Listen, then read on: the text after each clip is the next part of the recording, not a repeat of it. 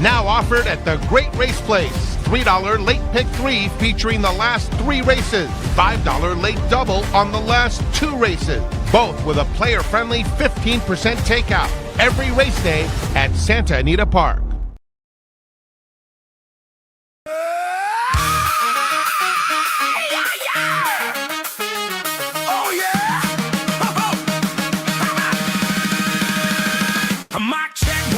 Troubles in the roar. We hit record and the vibes go warm. One says deep thoughts, the other says no. Now we're arguing if cats can and low.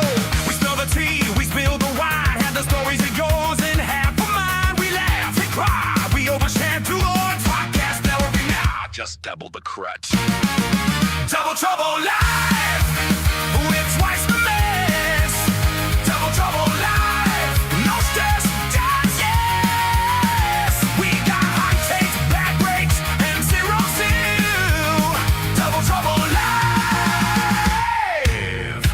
At you for the thrill. Oh yeah, Double Trouble Live.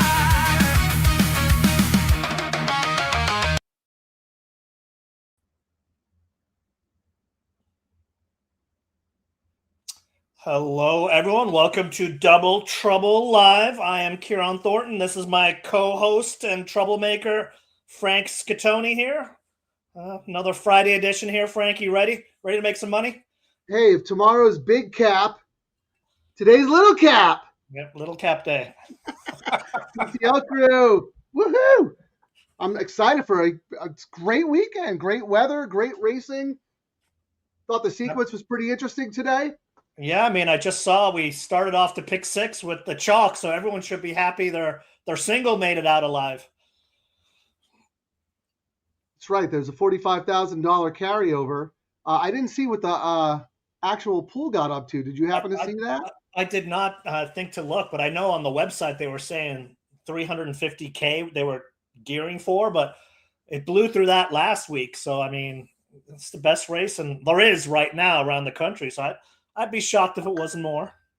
We shall see, though. Well, it'll be interesting to see how it plays out because the last time we had a carryover, the handles for our bets were incredible. I forget how that sequence played out. I think that was actually a bomb in the first leg. Yes. So it'll be interesting to see if people are alive.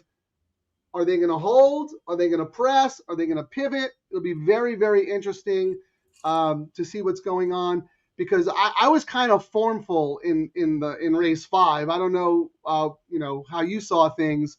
In fact, I was pretty logical throughout the whole sequence. But I constructed my tickets in such a way where I planted a flag in each of the different races. So I don't have a lot of horses, but I have a lot of combinations. Oh, I mean, I did this one before I even knew that you put your picks up when I was getting ready because I knew you would say something. Before you read my 420 years ago. chapters of picks to get through, even though I'm kind of keying around 1 or 2 horses in every leg, but there's also, like you said, the possibility for some chaos. I mean, you've got a banner of your picks there, Frank? I guess we'll do your all turf. Let's see what your all turf is. I'm really all about the 7 here. As you can see, I have the 7 on 3 of my tickets. My other A was a lukewarm A. That's the 6. So my first ticket is an all A ticket. Then I came back 7 spread, and I like a horse in the last, 7 tight, and then spread in the last. And then I also used the 5-4 in this leg because I do not want to get knocked out of the sequence. Oh, I mean, I'm the same, except I thought my top 2 plays in here, I put 5 on top and then 7. But then I'll put my picks up there shortly. Then I came back with a 3-4-1 in this race with the ones I think in the next 2 legs, like my kind of singles. And then I really did not want to get knocked out of this leg. So on one of my tickets, I'm going all in this leg, Frank. 6-4. Oh, really? Wow. Okay. Going all, then with 6, then with 4. My top choices in the next 2 legs. But then I have another ticket where I'm going 5 with all in the second leg, and then my top 2 in the last. So it'd be nice if you showed us. I suppose I could do that. little visualization goes a long way, man. There we go. So, I was all about 5 here. I thought Ayuso for Baltus, who has 3 horses in here, lost by a neck last out, going 6. And then, it's the sympathetic one. In case people don't realize, this is Cassidy's horse, owned by his estate. So he just recently passed away. Not risk for a claim. Lots of works. My notes, I actually thought the morning line was crazy, Frank, so I'm glad to see what I saw here. I thought that this could be second favorite / tied for favorite with the number 7, and raced against Adverse and Sally's Wish in the January race. And I thought it was the best horse in that race and should have won, but got blocked in the stretch and galloped out nice, which is why I ended up making, Pure Chaos my top choice in here. Well, yeah, let's look, because you mentioned you thought they might vie for favoritism. Right now on the tote board, you're right. The 5 is 2-1. Adverse Selection is the favorite, but also 2-1. And then the 6 Suntory Time is 3-1.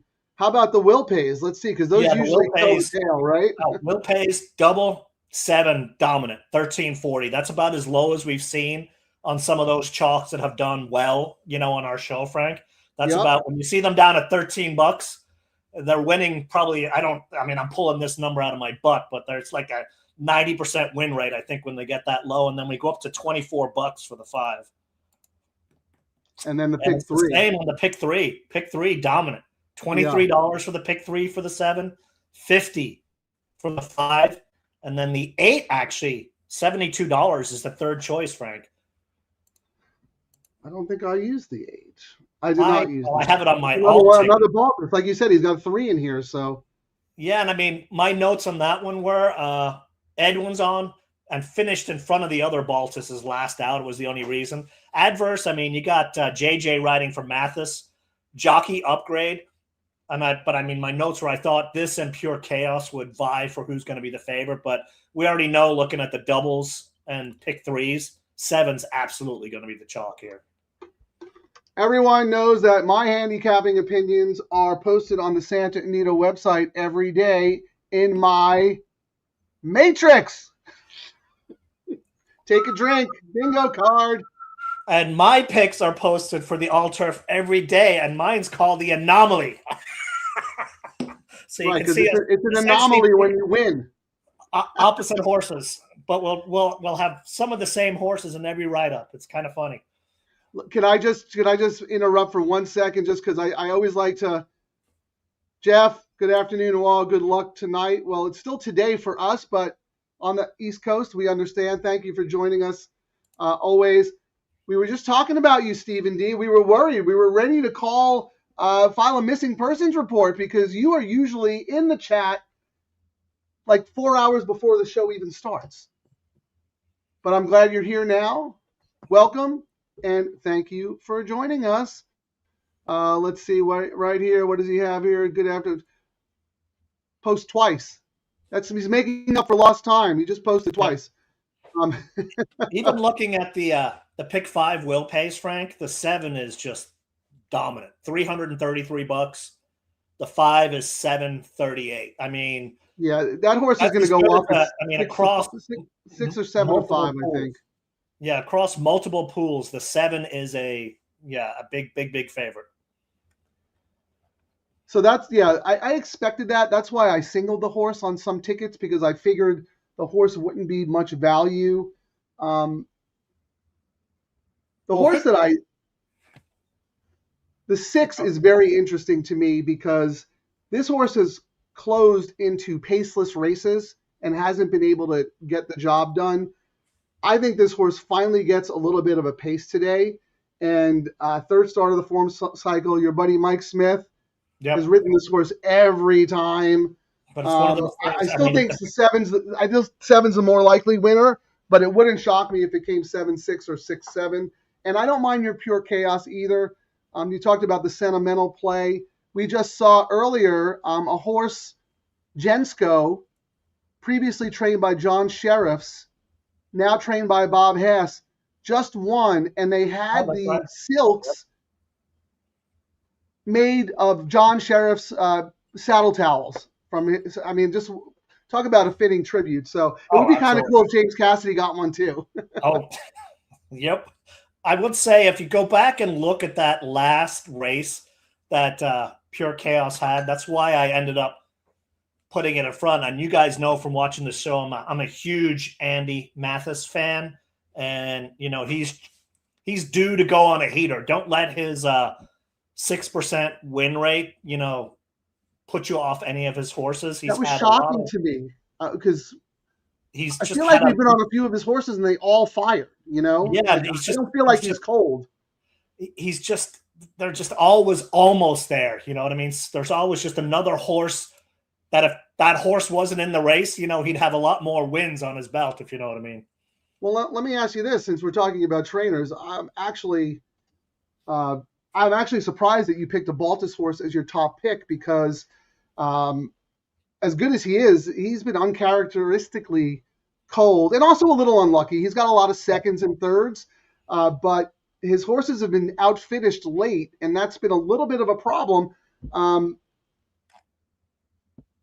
We talk about bucking trends, right? You can't. Stats are not set in stone, right? They're going to change. A trainer's not going to go 0 for 1,000.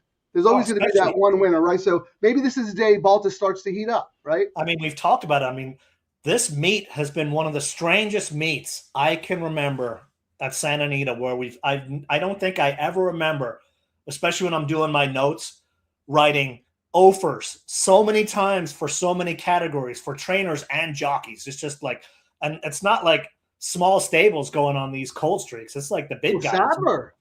But they're going to 6%.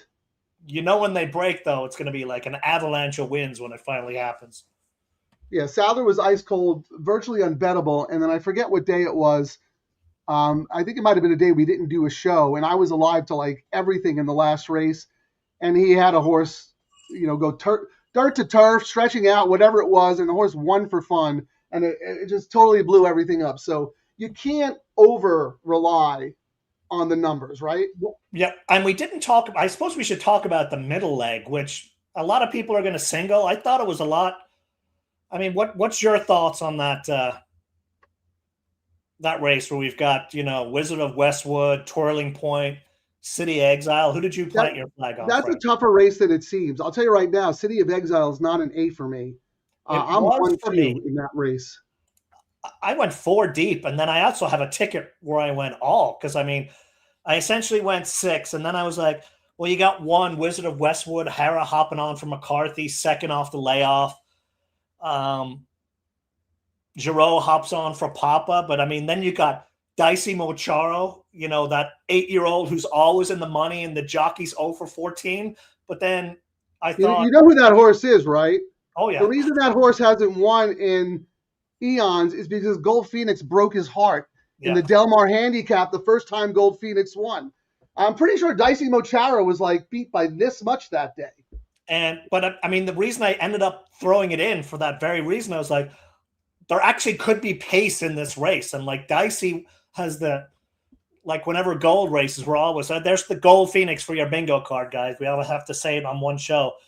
There should be some good pace in that race. And I ended up, I think on one of my tickets, I don't think there's any pace in that race. I thought the inside horses might go, but maybe I'll be wrong. Just the inside horse. That's why I like the 1. I thought the 1 had a distinct pace advantage. I know Twirling Point made the lead last time, but that was in a 10 furlong race. Before that, it was 12 lengths back. So that's the reason why I gravitated more to the 1. It's not that I like one horse better than the other. I think really any one of these can win. Oh, absolutely. To your point, I went 1-2 as A's, but I have Dicey Mochara and City Exile as my B's. And I really think this is going to become a jockey's race. So if the 1 is not in front turning for home, Jaramillo did not do his job. Yeah. And the reason I thought Twirling Point, I think, is just going to try and wire them. No, the 1. Twirling Point's not fast enough for the 1. That's what I think. Both of them are just going to try and do it. So they might just both throw the gauntlet down. And like you said, jockey's race, who's going to wait and see what develops? Or maybe everyone's going to go, oh, these guys are going to go, and then no one goes. I've seen races where that's happened, and no one decides to go. So I think the one goes and clears pretty easily. I don't think the two has enough natural speed to keep up with the one, but the two should be sitting, second along with everybody else. So I don't know. Like you said, it is a jockey's race, but the reason I gravitated to the one as my top choice is because of the pace advantage and also dropping in class, right? Coming out of a much tougher race, off a long layoff, just kind of ran around the track from the 10 hole. I like that Jaramillo sticks around, right? I mean, And he's his hot. He agent, could probably have his pick of the litter. yep. And his agent picked that horse, and we talked about it on the Sunday show. The agent's the one who does the handicapping, and that's the horse he jumped on. So you got to pay attention to with these jockeys. It's not them doing it most times. It's their agent doing all the dirty work behind the scenes, looking at the forms and whatnot. So we're pretty similar there. Before we put up our tickets again, because I want to see how you structured yours, we should talk about the last leg so people know how, who and why we like who we like. I thought, let me see. I thought the 4 was very, very strong. I did. I mean, Kimura for Hansen, who owns, part owner, drops in class, and for tag, cuts back to an ideal distance. I logical chalk, but then my initial notes when I first read through the race and then looked at the stats, bad race, non-winners. Oh, bad race, yeah. Non-winners of 2 races, period. You know what I mean? These are horses, and then it's favorites of 1, 63% of the time. Of 16, one winner was over 10-1. So it's not a race you usually look for a price in, even though it's a bad race. But then I actually did. My second choice in there, Frank, is a price horse. Do you have the 6? Is it the 6? Yeah, the 6 Precision. I thought I loved that horse last time. Yeah, I was thinking maybe you might be off. I mean, we got Caesar Belmont on for Palma off the claim, off McCarthy. And what piqued my interest there, the horse Harrow rode the last time and the horse pulled. And I thought that last race was the money race. And the horse just had some difficulties. It was bet like it was the money race. So I'm thinking, wow, I'm getting 12-1 today. Palma's a pretty shrewd guy when he comes in and grabs those claim. Second time Lasix, and the trainer, he wins 28% for a very big ROI. So he's I think one of the best to ever do it. The dude's been around like 90 years, and so I had to if he's claiming this horse, he thinks he can improve. He sees something. So you got to go back to the well with that horse, especially at 12-1, right? The last race was the money race, but it's not like it was that long ago. So I really don't think we'll get that 12-1, Frank. I'd like to get the 12-1, but I think that'll be an interesting horse when we get to the race 8 to see what the will pays, and the probables are going in to see if we are right about the sneaky money hitting it. I'm telling you right now, Palma put up Belmont because he wants 12-1 on that. And because if he puts up Frezu or Hernandez or somebody, that horse is co-favorite. You know who? The horse was 3-1 at this level last time. I said before, Radar Rob. When I always ask him which jockeys he likes to watch, and that's one of the jockeys he said to watch is Caesar. So that was another thing I saw him on. I was like, wink, wink. Well, I told you I saw Derek Lawson over the summer. He's the first guy who represented Pratt. He made Pratt who he is. He called Belmont's French. He called Caesar Belmont Pratt 2.0. We haven't seen it yet, but it's tough to break into this colony, know? I mean, what you got to look at a lot of these guys is, they don't. What are they doing with I think the funniest thing I ever heard from jockeys was Diego Herrera, and he's like, I was like, well, you had a nice ride there, He's like, yeah, but JJ gets all the Ferraris. He's driving the Pintos, you know what I mean? So, I mean, when they get the good ones. All right, we got 5 minutes. We should put our bets up again. All right.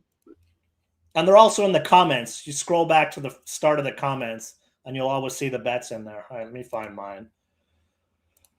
Let me find my novel. Where's my novel? It's here somewhere. Yeah, definitely look at the comments because Ciaran and I, like we're not using a lot of horses in a caveman style, but we have a lot of combinations.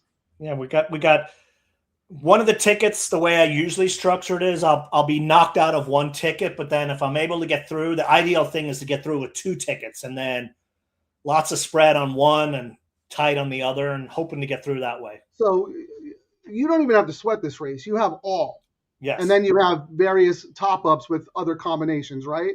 Yes. So my all ticket is Chaos with the 2 horses. I if I was forced to single, those would be the horses I would force to single. Okay. And I'm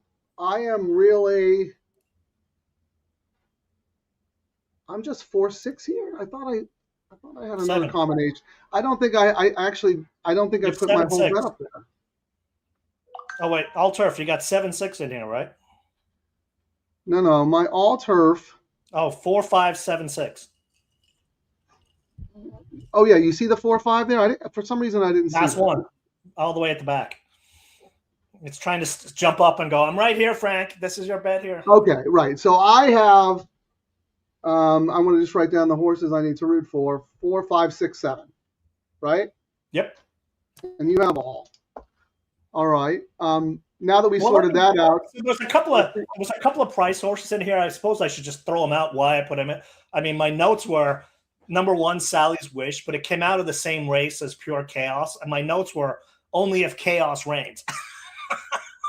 I mean, number 2, Dancing Till Dawn, When Pigs Fly. These are the notes I have for the horses on my all ticket. Tis Sunrise, the number 3, second best closer, always around the line with a bullet work. And then, you got your 6 that you have. And then Imperfection and Perfection, the number 9, Tyler Bays for a small stable. So I thought there was enough. I think it's going to be pretty formful in this race, Frank, but I also thought if it's not, I got to get out of this first leg because there could be chaos. I'd like to at least possibly be cheering, the next leg if there's a big price here. of the horses that you listed on your all ticket, the only one that scares me a little bit is the 3, Tis Sunrise. You can have the other ones. But Tis Sunrise has an outsider's chance. Yes, it does. Jockey The trainer. the other ones have no chance.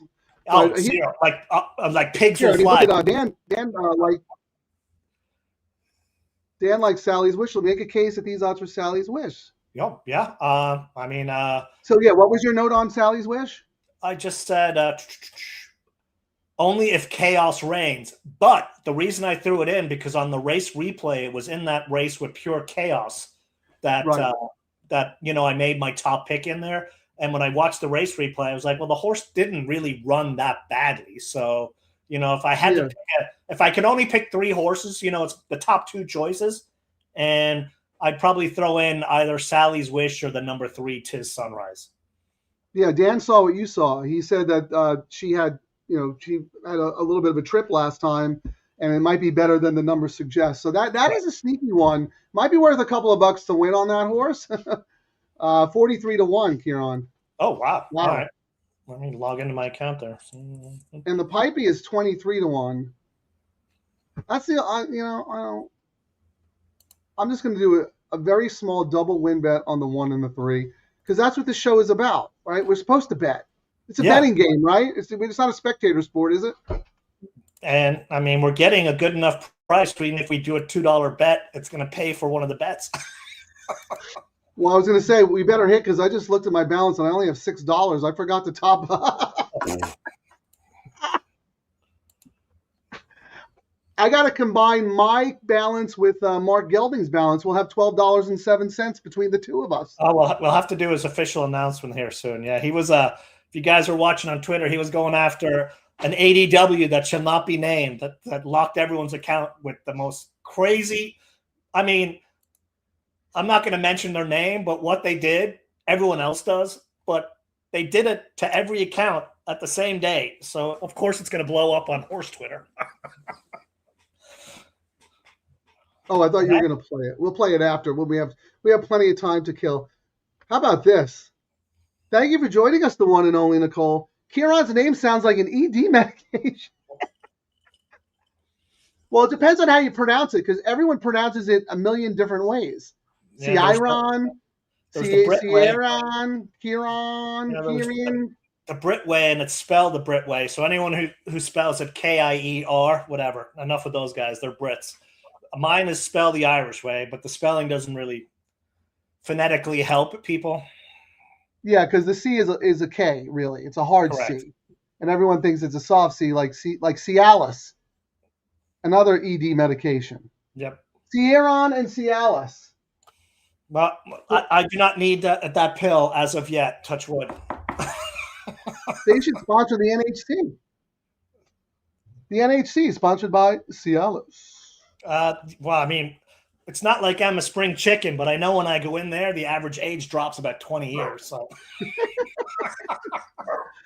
I know. We walk in there like young punks. All right, they're loading in the gate. Good luck, everyone. We're going to leave the studio. We'll come back after.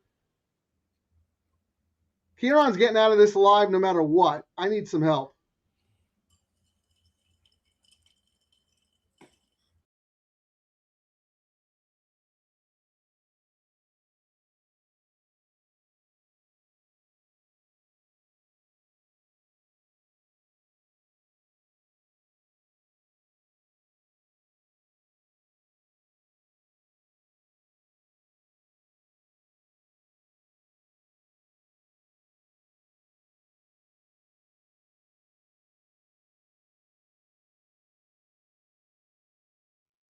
Very funny, Ciaran. Very funny.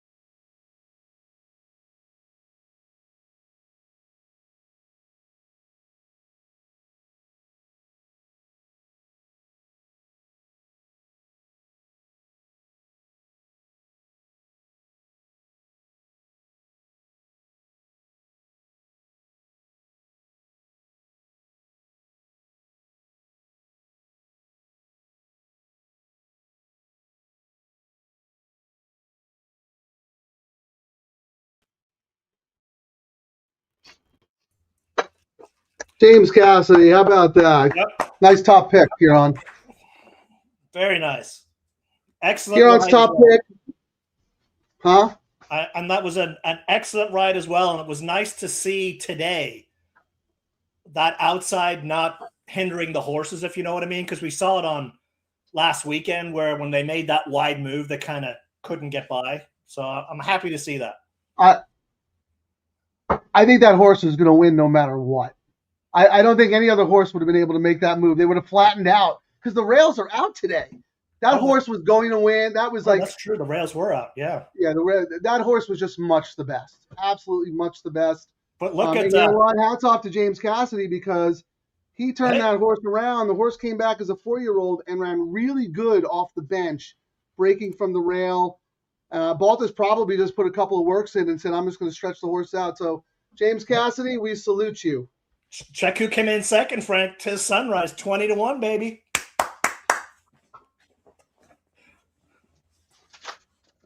What does that mean? Well, didn't you do your win place bet? We don't play exactas. We don't play high takeout wagers. I thought you did a win place on the 1 and the 3. No, I did a double win bet on the 1 and the 3. Oh, I did win place. I thought we were doing win place. So. No, I don't bet the place. I did win Places show. for cowards. I did You win got to show. bet exactas. You should have that exacta. Nah, I'm not doing. But you know what? Let's see what it pays. Let's see what it pays. See if it's an underlay or an overlay. Well, yeah, tis sunrise. I said of all the ones of all the long shots that you mentioned, the 3 is really the only one that I'm worried about. God, the 7. I mean, where was the 7? Maybe Andy Mathis is cold. Nothing. Nowhere. That horse was and nowhere. Same with Suntory Time. Suntory Time had a pace to close into. Just no good. Yeah. No good. Well, really, of the Baltuses, the 5 was the sentimental. The racing gods were looking down today. John Sheriff and Cassidy. Isn't that crazy? And that was a great result for my tickets, Frank, because my single in this one, and I'm all on the 5 single ticket into the next with 4-6 in the last. And then my all ticket is alive with 6 with 4. And then my other ticket is alive with 6 and 9-1 in the last. So the scenario I was hoping for came to pass. You hope to at least get exactly. the tickets out of the first. I mean, when people we played it the same way, except I needed the 7 for that scenario. Yes. I mean, when people that would have opened the door to a lot of things for me, right? And so now I'm only alive on my backup ticket, but I'm alive, so I'm fine with that. But you played it.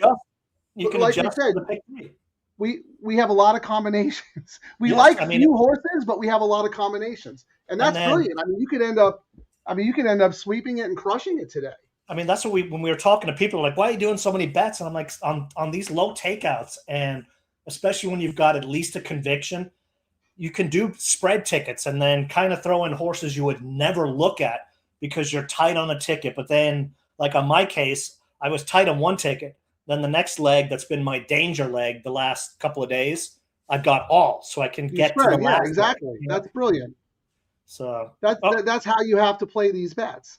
It's not like a 50-cent pick 3 where you know what I mean. Like, the pays and one of the reasons, Ciaran, because we talk about this all the time, and actually I want to compliment you if you give me. You got it. Can I say something for a second, or do you have pressing news here? I'm drinking that, so go for it. Okay, because this is a compliment to you. But first of all, the reason why you can play the bets these ways and play multiple tickets and spend about $100, if that's in your comfort zone, is because of the 15% low takeout. Automatically, you're 8 cents ahead. You're not paying 23%, so you're already ahead of the game. And secondly, because of the higher minimum, 99% of the time they pay exponentially more than the equivalent win parlay. So that's the reason why we play these bets the way we do. The other reason we do, and this blew my mind, because now we have some time, because this is race 6. This is kind of our dead race. Terry's always giving me feedback of the show. We go back, we watch stuff. We're always trying to improve and pick up on things. And she said, you know what my favorite video? She's like, oh, the videos are fun and blah, blah, blah. You know what my favorite one is? Terry's a handicapper. She doesn't gamble. She said, my favorite video, and you have to play this every show, is the one that Ciaran made about handcuffing the bets. Because that, in a nutshell, is what our strategy is all about. And I'm like, really? You didn't like Ciaran getting hit in the face with a tomato?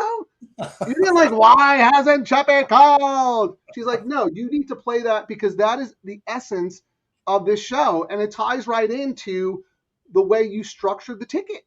Because now we have the late pick 3 and the late double coming up where you have a zillion options. You could double down, triple down, you could hedge, you could favor bets, whatever you want. I mean, you can look and you go, man. That's your cue to play that video. I mean, you can go, man, I only have it one time, and it's really paying lower than I thought. But then you can see what the probable is, and you go, you know what? I'm so certain on this one, and it's going to keep me alive on the other one. I can hammer it even more now because I have that feeling in myself. And on the opposite end of it, wow, it's paying really, really good if I get out of this race. And I kind of wanted to use these other 2 horses. Wow, I can use these other 2 horses cheap and cover me. So I'm win-win no matter what. Right, because you're like, oh, wow. For a $5 double is paying $4.80 with these other 2 horses that were too expensive to include in my other tickets. Look at us two clowns on Sunday. We even talked about that big price horse, and we were going to do the bet, and we forgot to do the bet. I know. I said that to Terry. Number 5, Clarina. Everybody on the show had it except us. And we talked about that horse for 10 minutes. We basically we talked ourselves into the horse, made the great case for the horse, and we didn't bet it. But here, everyone's asking who Mark is. I suppose we should show them we hired a new intern. I mean, from one of the tips, a 12-cent tip we got, so we hired an intern on site at Santa Anita. We go live to the track with our newest intern reporter, Mark Gelding.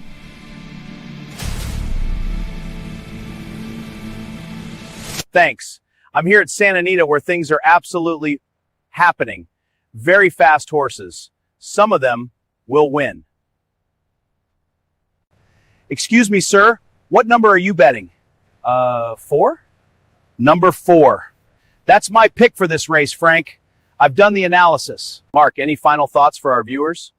If you're coming to Santa Anita today, bring cash. And then expect to have less of it if you listen to me. I thought he was going to say Mara for Papa. AA replaces KK, who replaces JJ, and Lee was talking to Phil, and then Phil told Doug, and then Billy called me and said the horse is going to scratch. Well, actually, they do have a horse later today, and I did make it a. Well, when we get to the late double, we'll talk about it. Okay, I was bugging him about it.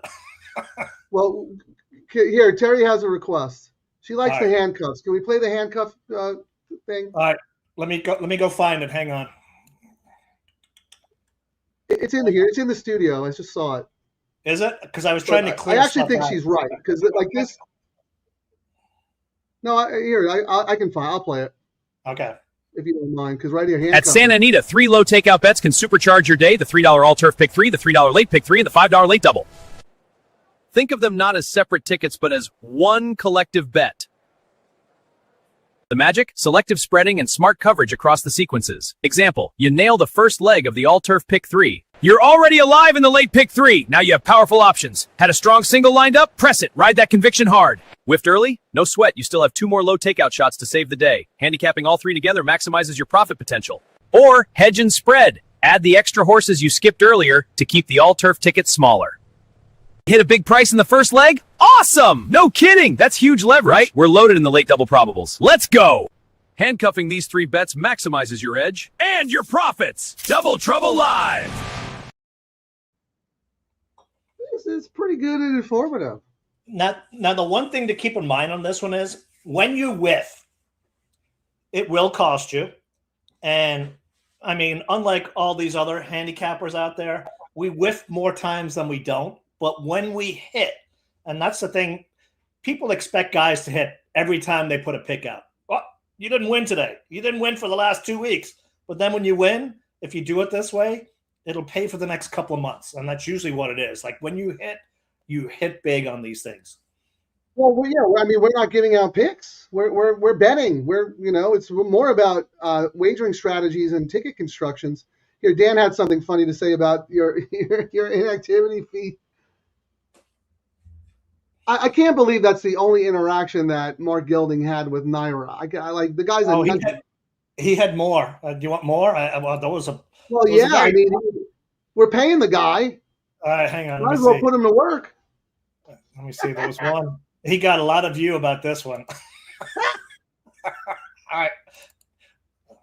Let me pull it up. This was the first one. Time to kill. Like we said, this is the dead race for us. What's kind of shocking. What's funny is I had money in that account, and when I read that, I was like, $5, 5% every month. I was like, because I had money stacked in there for their contests, and the reason I hadn't used it is because they weren't doing contests, So I had money in there when they were doing, and then so like 500,000 other people who had inactive accounts there, we all log in, and it's like because you're inactive, you need to call in, and then it was like, please wait. I finally got in and got the account. Everybody unlocked. got the letter at the same time, right? Yeah, 4 days later, unlocked. Mark had to have been furious. He was not a happy camper. Let's just put it like that. Hang on, I'm trying to find the video now. Oh wait, that's the wrong one. No.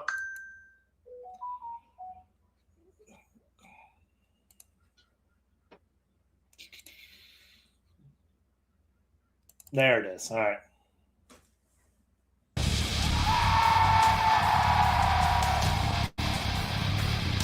Breaking news tonight, Naira Bets has charged Mark Gelding an inactivity fee for not losing money fast enough. We are getting reports tonight that Naira Bets has also frozen the account of Intern racing correspondent Mark Gelding of Double Trouble Live. The crime, not gambling enough. They locked my account. I was saving up to lose it all on Double Trouble Live show on Friday. Mark, how much did they freeze? I think $6.07. That's not the point. Naira Bets has declared war on a man with $6.07. Inside sources also inform us Naira Bets may soon introduce a new fee for its customers for breathing. For breathing, this is outrageous. This was his comeback one. Our previous story regarding Mark Gelding's frozen account. Mark has informed us that he was told to call NYRA support. Please hold for the next available agent in 6 months. 6 months? Are you kidding me? Come on, pick up already. Still on hold, huh?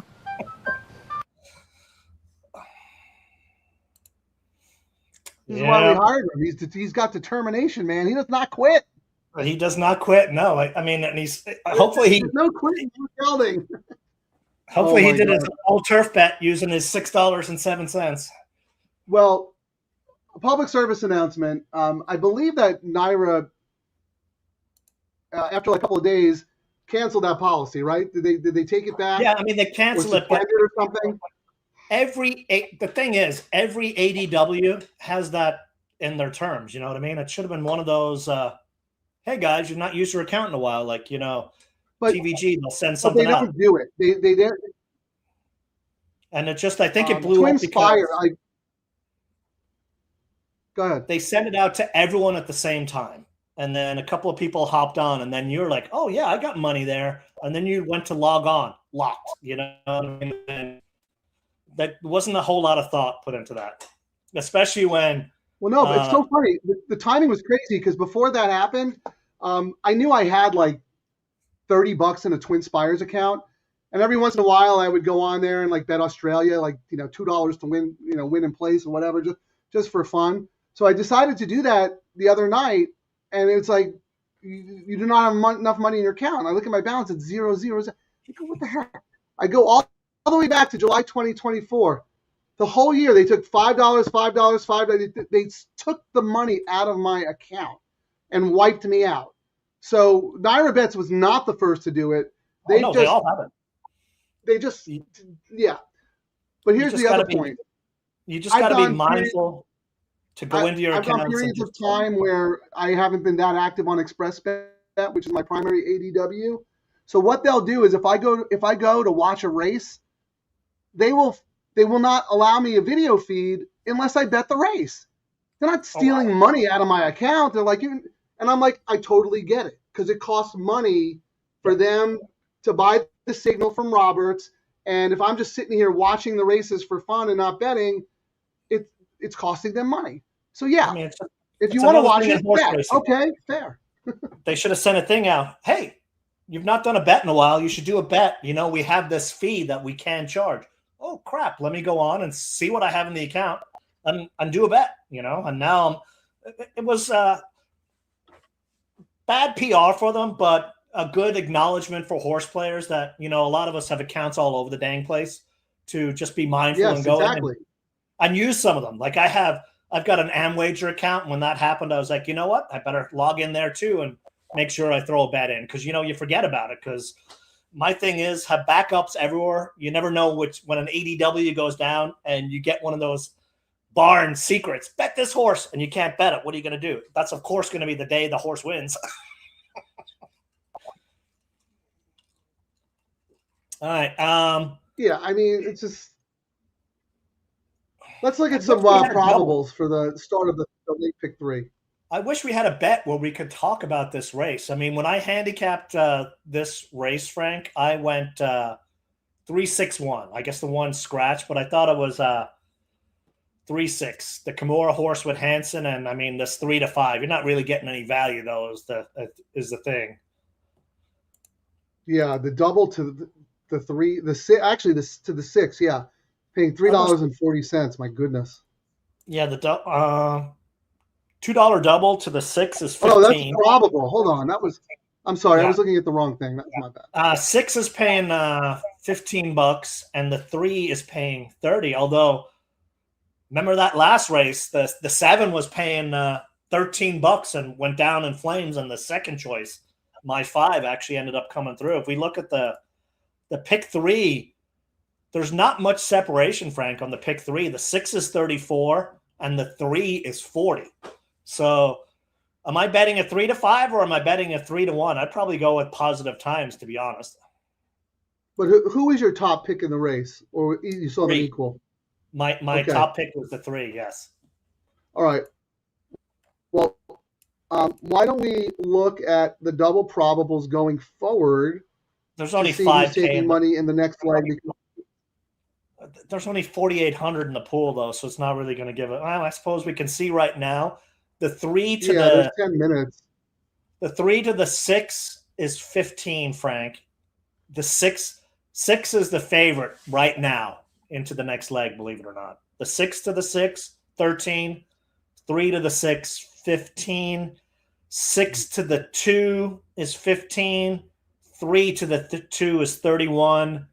3 to the 3 is 20. 6 to the 3 is. So it's looking like the next race, they're saying it's between 6 to 3, Frank. Just looking at the.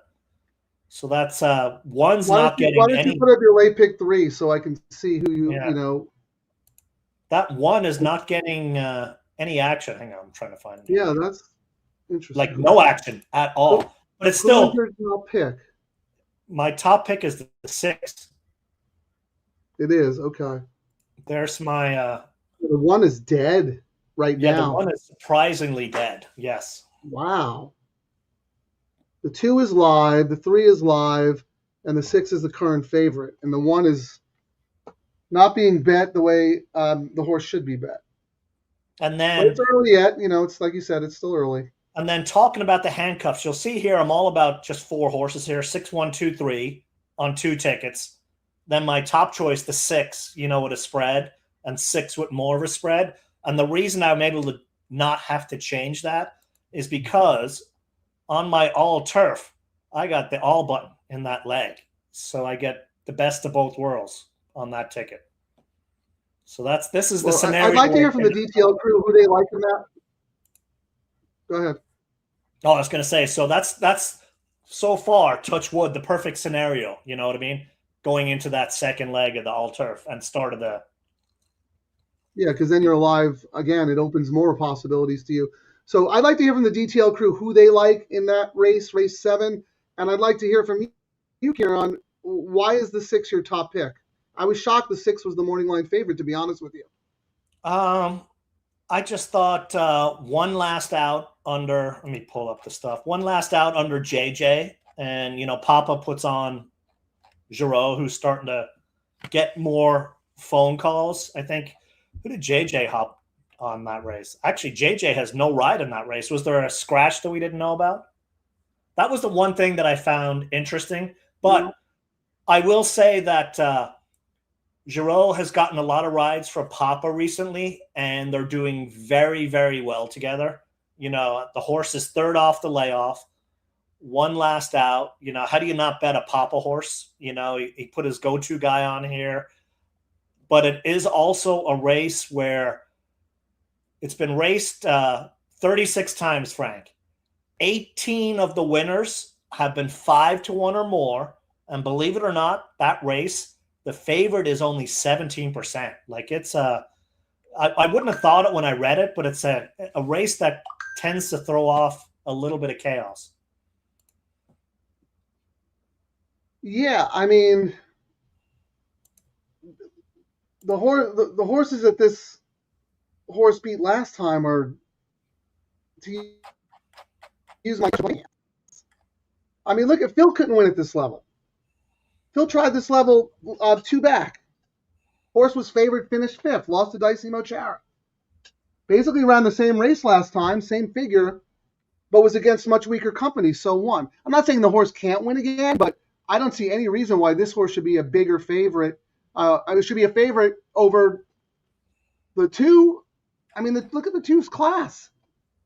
Yeah, but I mean, the 2, I mean, this race is a mile and an eighth. The last race was a mile and a quarter. I mean, it's hasn't won. The last time this horse won was June of 2024. 4th, 5th. I mean, the horse is always around the line. And granted, it's back on the juice, but it didn't win the last 2 times it was on the juice as well. So the juice is not really happening. But, I mean, the one positive... That was a higher level. That's the one big positive, though, is when Freshu hops on for Thomas. They're 3 of 6 for a huge ROI. So, I mean... Didn't we like this horse when Thomas had 2 entered? Is this the one he scratched? Do you remember the race I'm talking about? This horse he had 2 horses, and one we liked him, and he scratched one or so. I forget. Anyway, this was Twirling raced against Gold Phoenix. That was that Gold Phoenix to San Marcos. Yeah, when Mondego won, right? Yeah. Anyway, so I want to see that again now if there's more money in the pool here. 4 minutes to post. DTL Crew, who you like?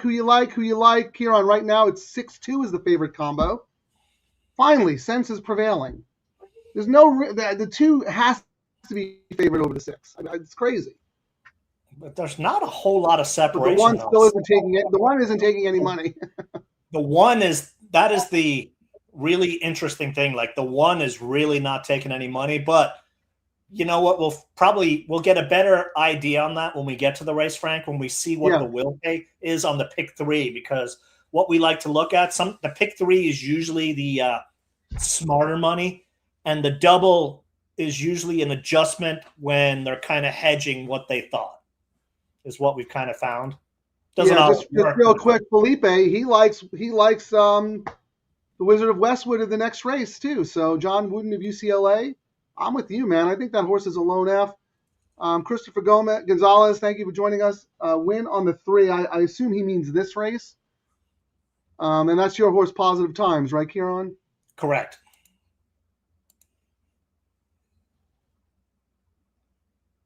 See, I think a lot of the DTL crew take a nap during this time because we're not gambling on this race.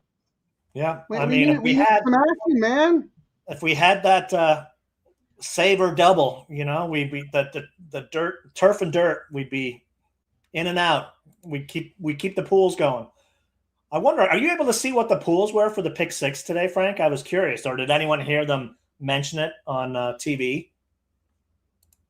Let me check Quigley's feed real quick. Oh, Quigley mention. Hang on. Oh, Quigley mention.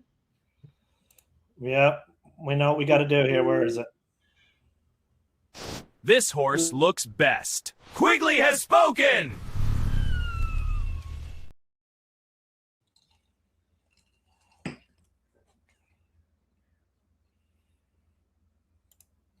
I'm trying to look now, see if we can find it. Are you frozen again, Frank? I'm going to have to add that to the bingo card. And for those who have never tuned in, we've got a bingo card of stuff we say or do all the time. I'm going to have to make one of these blank spots. Frank's screen freezes. Well, this is it's your internet today, so I'm here for the ride. Well, actually, let me see if I can. I don't know if we can find the pools for the pick 6 until the very end. I'm trying to see if I can find it right now. Sometimes they do it as a separate thing, but I'm not. No, it's this. I was thinking of the sunset is what it was. Yeah, I don't think we'll see it until the very last race. and I wasn't really paying attention. So I'll pull. Oh wait, I'm I going do. I do. I can see it now, Frank. $314,000. You're right. You said about 300. How about this, dude? The 6 got whacked in the next leg. The 6-6 combo is $9. The 6-2 is now 15. Somebody hammered that. Yep. Wow. Uh-huh. And the 3-6. Very interesting. 3-6 is 17. And there's still enough of a spread where it's if we saw I don't we'll see. We're going to get some good info when we see what the probables are, the will pays are, and the pick 3 as well. Yeah, that's going to be very, very fascinating. And also the win pool. Because I'm not sure this double pool is all that accurate. I don't think it's. We're at. Did you expect the 6 to be 4 to 5? No, I thought the morning lines were okay. I mean, I thought they'd both be around 2-1 or 5-2. I didn't think we'd see 4 to 5 on a horse in this race, to be honest. Yeah, that's what I'm wondering. And that, especially since that horse was 7-2 on the morning line, and the 3 was 2-1. And we don't have a whole lot of money in the double pool. We only got $16K, Frank. I mean, that's not a lot. More money came in on the win bets. I mean, the 5 actually got a little. Matt at 5 here got a little bit of money. It's essentially $36K to win on the 6, $20K to win on the 3. And hey, how about your win place? What's your win place ratio look like? Just out of curiosity. 3-1 on the 3 and 4 times on the 6. So nothing overly jumping out. not super confident for a 4 to 5, right? Mm-mm. But at least, actually, they're starting to bet a little bit more money on the place. I mean, usually, if this is really a dominant 4 to 5 horse, you'd want to see even more money on the win. And this horse is going to win. I'm not going to hedge it with the place money, but there's a lot of money going in on place. So, yeah, how about the DTL crew? They were on it, 314, like you said, Ciaran, Charlie, too. Thank you. I love Dan H. Go ahead. I was going to say, I would have thought it would have been higher today. I was thinking it would have gone $500,000 for the pick 6. I thought you said 300. 350 is what Santa Anita had projected on their website. Oh, that was their projection. Yes. Okay, got it. And they're usually conservative when they do those the projections. Ciaran, everyone's saving money for the late pick 3 and the late double. So the money is today. You like the low takeouts, man. All right, They're at the gate. We're going to bust out of here. But real quick, though, Dan's takeaway so far from the show is handcuffs and Cialis. We never said this was a show for kids. No, it's not a show for kids. All right, good luck, everybody.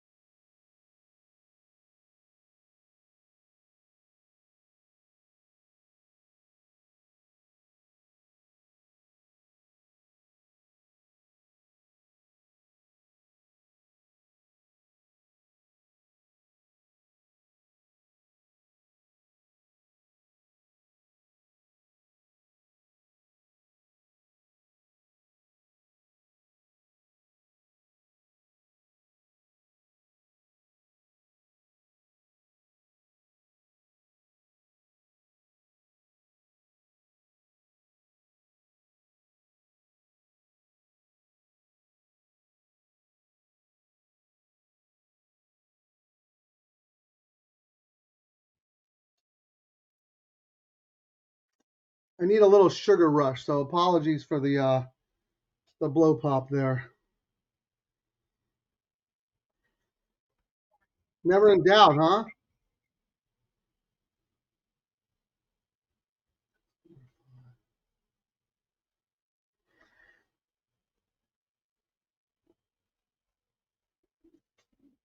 I'm just going to let him talk.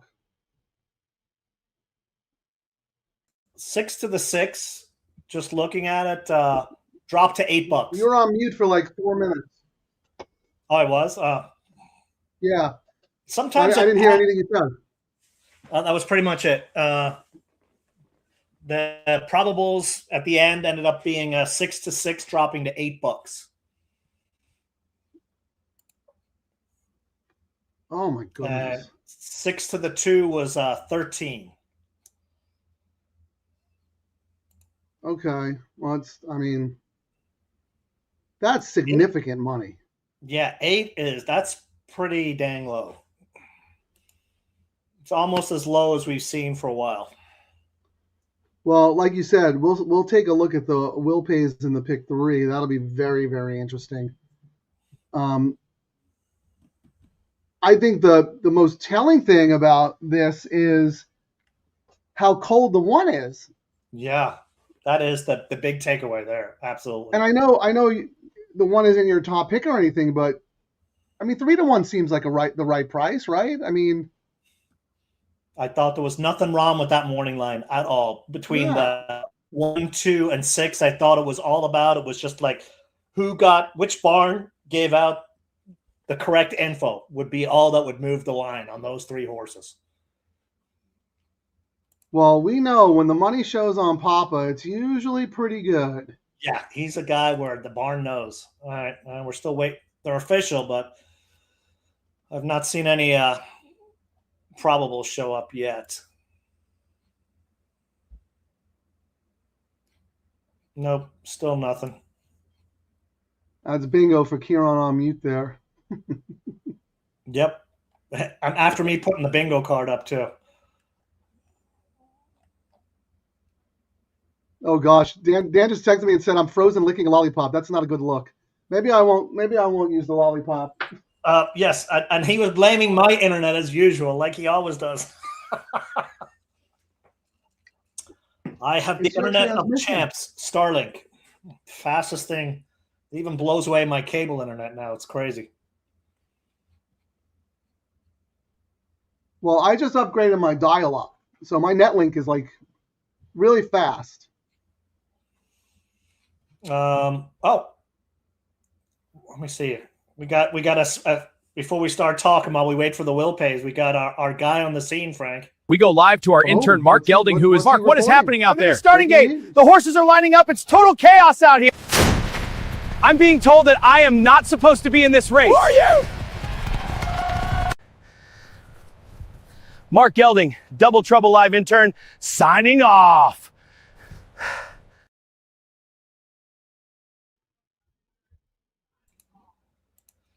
You ready for the pick 3, Frank?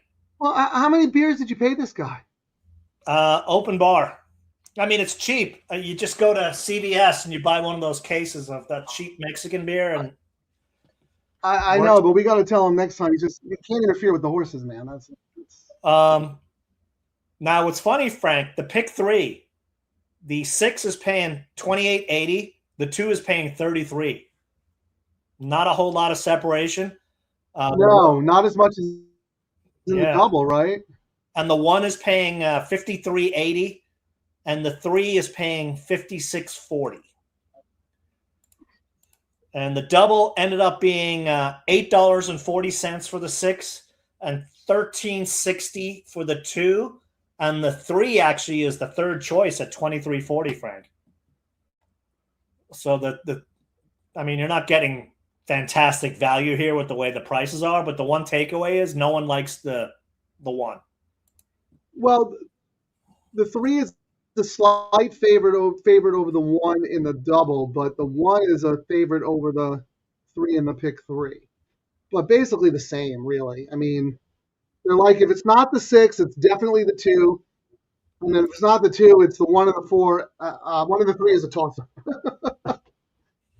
I don't know. I mean, I'm surprised based on the money we saw in the pool. I thought City Exile was going to open up 3 to 5.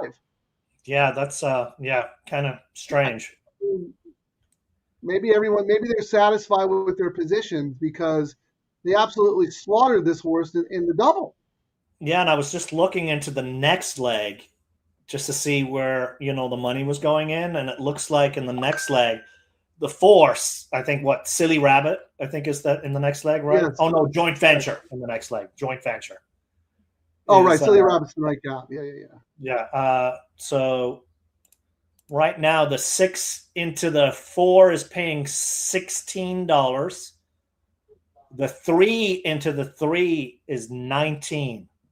Those are the 2 lowest pays. Believe it or not. Hold on one second, Ciaran, because I want to look at the form. So the 6 into the what?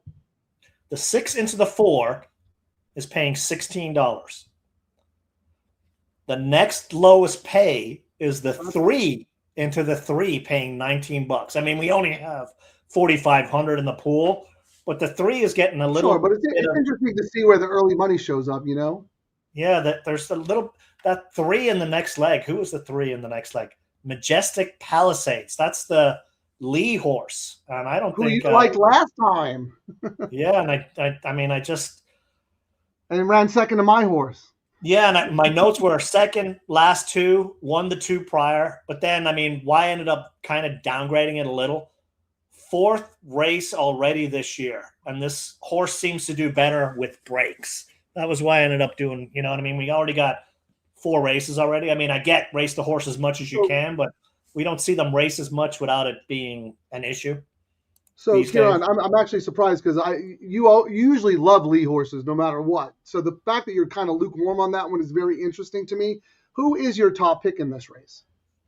In the next race, I'm sorry, in the next race. In race 8, I ended up making the number 9, Resemblance, my top pick in the next one. I mean, it was a back and forth between the 9 and the 4. I thought it was a 2-horse race, but I did spread a little, but I thought it was a 2-horse race. But are you concerned about how bad Andy's horse ran earlier?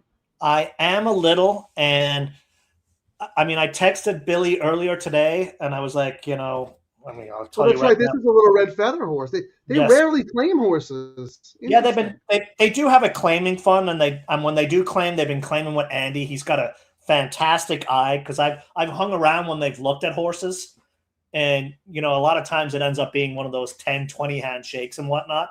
And I see the one I've been down a couple of times where they've looked at a horse and talked it up, and then didn't win the claim. And I've kept an eye on the horse in the next races, and they tend to do very, very well. So I pay attention to it.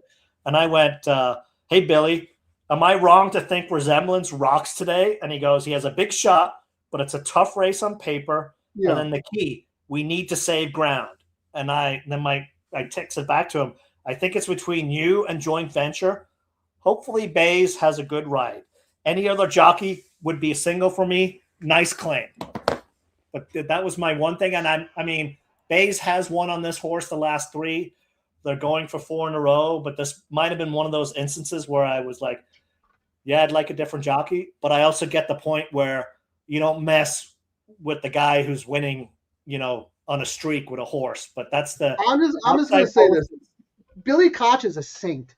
Why he even responds to your texts about horses you don't even own? And not only does he respond to them, but he gives you like a detailed, honest response. The man is a saint to put up with you.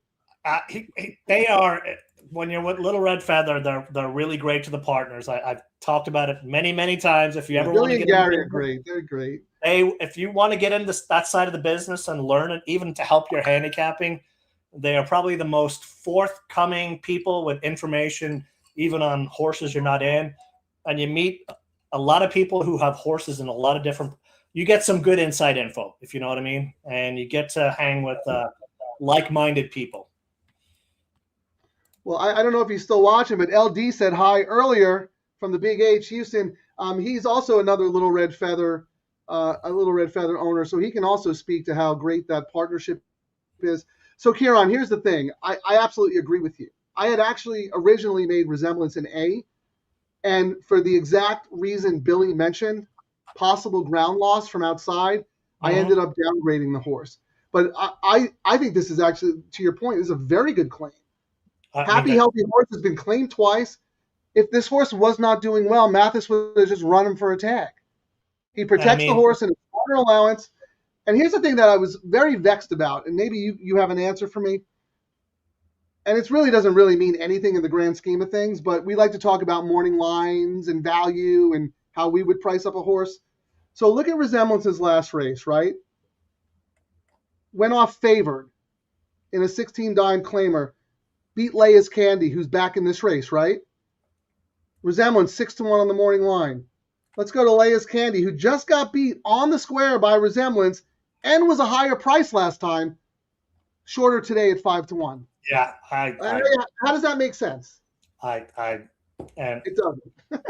it did not make any sense, and it's not like, not to say anything negative about the trainer of Layla's, but it's kind of a smaller stable. I mean, I could see it if it was like one of the other bigger trainers, why they would do it. There is a short this is not a negative on Andrew Harris. I mean, he does good with what little he has, but he's not a guy who's going to attract a lot of action, like if this was Mark Ladd or John Sadler. Correct. Yes.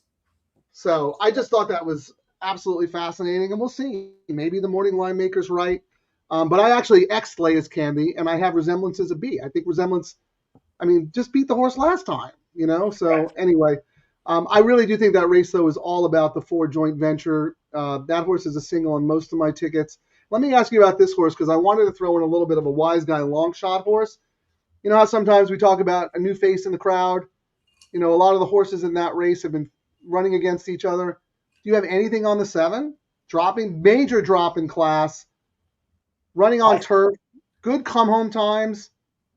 I seems crazy. Sorry. I have the 7 on a ticket, Frank, and I also will have a double with that into the 4. Frey hops on, faded after some fast fractions, 3 wide, last out. Bullet Work has a chance in here. That was my notes. So your 9-4 top 2 choices, right? And then I go 1-7-5. All right. How much time do we have? We got to start getting serious here. 1-7-5. We got 13 minutes. Just to talk about that race, I'll run through. So Duran, the number 1 in the next leg. Giroux for Papa. They win 25%. Almost exactly a year ago, the horse was vanned off. Drops in class, but protected with a Bullet Work. And, we talk a lot of times. You can't toss a Papa horse. You can't toss when they use this free square. Racing is expensive. The days of, getting a race out of the horse, especially when the horse has been on the bench for a year, could be potentially live. Feel the Magic, the number 5, Kimura. Kimura rode last time, and they got a new. I wasn't even sure who this jockey was on Feel the Magic, but there was some sharp works, and my notes were has to be used on some tickets. So I went 9-4, and then I went for my chaos ticket with the 1-5-7. You should ask about the jockey on the 5. I believe that's a Low Sal guy who also rides for Baffert and who's good friends with Radar Rob. Now, it could be a different E. Garcia I'm thinking about, but I'm pretty sure that's the guy. Okay. He's ridden some of Rob's horses. He's not bad at all. He just, he doesn't get the mounts. But I agree with you. I thought that horse had a shot. When we talk to Rob a lot of times about why he puts certain jockeys on, his key thing is they do exactly what they're told. They don't deviate. They follow the plan. So that's always a positive. Because I can't tell you the amount of jockeys who, you could give them a book of information and they're still going to ride the race whatever the heck way they want. That happens to you all the time. Can we put up our tickets so we can because I don't remember. Right. I want to see what you have. Because again, we talked about how we're both very complicated today, but at the same time, I'm proud of us because our bets accurately reflect our opinions in the race. So you like the 5 in the first leg of the all turf, and you have that horse 6 ways to Sunday. So I've got all in this. Yeah, I've got all in this race on 1 ticket, and then I've got 6 on a single in this race, and then I've got 5-7 on a ticket as well. So I got 3 tickets alive out of 4 on my all turf, and then on my pick 3, my higher price ticket, I'm going 6-1-2-3 in this leg, and another ticket with 6, and then I kind of got a spread ticket as well. So I'm all about the. That's interesting though. Your first ticket there. Go ahead, Frank. I was going to say your first ticket there. You singled the 4. I did the same thing on some of my tickets. Yeah. That's Silly Rabbit, and I'm trying to look at your other horse, the 6. Oh, Precision. Mine too. Those are my 2 A's. But then you also have the 9 and the 1. Yeah, you got a lot of coverage. Very smart. I got a lot of different coverage, and I got out of the first leg on the ticket that let me have more coverage than I usually have. Because one of my downfalls on some of the tickets recently is the ticket that gives me all the coverage is not the one that's made it out of the first leg. I got out of the first leg on the ticket that gives me lots of options going forward, which is, great. And I'm the opposite. I got out of the first leg on my B ticket. So can you put up mine and see who I'm alive to here? I think I'm probably just alive to the 4. All turf, you're 1-2. You're alive to 1-2-3-6, right? Oh no, 7-6. Oh yeah, no, that's right. That's right. Just the 1-2. Yeah, 1-2. Yeah, okay. And then the 4 in the last. I mean, that's not a horrible ticket to be alive on either, Frank. I mean, you got out with the 5. That was a BAA ticket. So and you got 1-2 in here, and then that last leg. I mean, we're trying to beat a horse that we think should be a pretty dominant. And we've talked about it many times. I've been lucky enough where I've said, if you forced me to single a horse in the last leg, and I think I've hit the last leg 4 or 5 times in a row, it would be that 4, Silly Rabbit. Like that on paper, that is I'm only allowed to bet 1 horse in that last leg. That's the horse I'm betting, number 4. Yeah. The only concern about that horse is maybe the horse bounces a little bit off that long layoff in that tough race. But I think even if the horse bounces, could still probably win. Do you mind putting up my pick 3? So I think I have the 1, 2, and then my backup is the 6 and the 3. Yep. Right? 1, 2, 1, 2, 3, 6. Right. Okay. Isn't that? I mean, it's so funny that we played this. We don't usually play the tickets the same way. One day I'll caveman and you'll be targeted. One day you'll caveman and I'll be targeted. Today we're both very targeted. You would just happen to be right about your A in the first leg, and I had your A as my B. But we're both alive, so. Dicey Mo has gone favorite, Frank, but there is not a whole lot of money in this pool. Like, we're only looking at 23K in the win pool, and we only have 8K in the double pool. So we don't have a whole lot of info, but it's weird. It's still the one surprising thing is how little money the 1 is taking. That is the one thing that's from the last race to this race that has continued is how much they do not like the 1.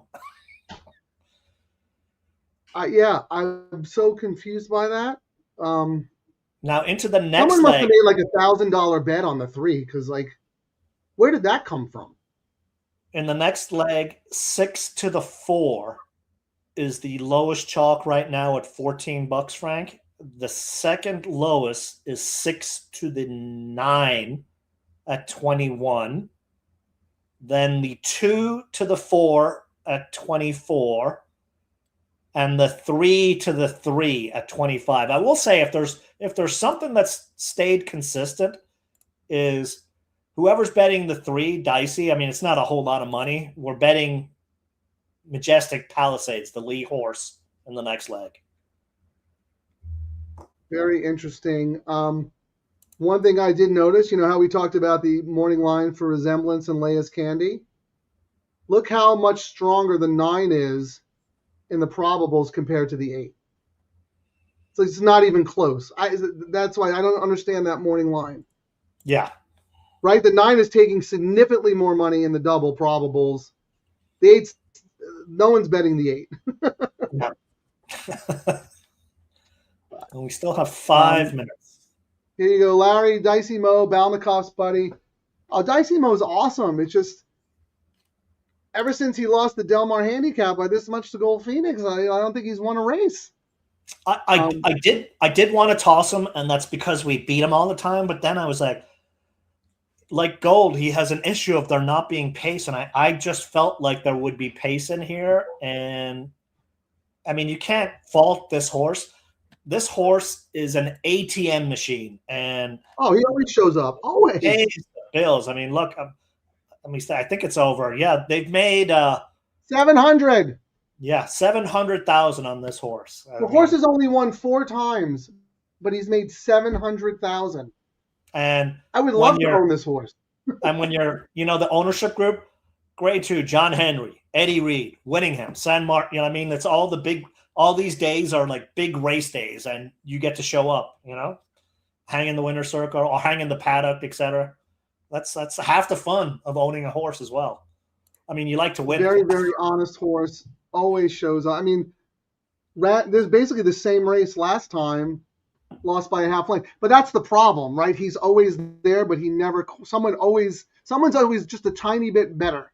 So that makes him a little tough, a little dicey for me to bet to win.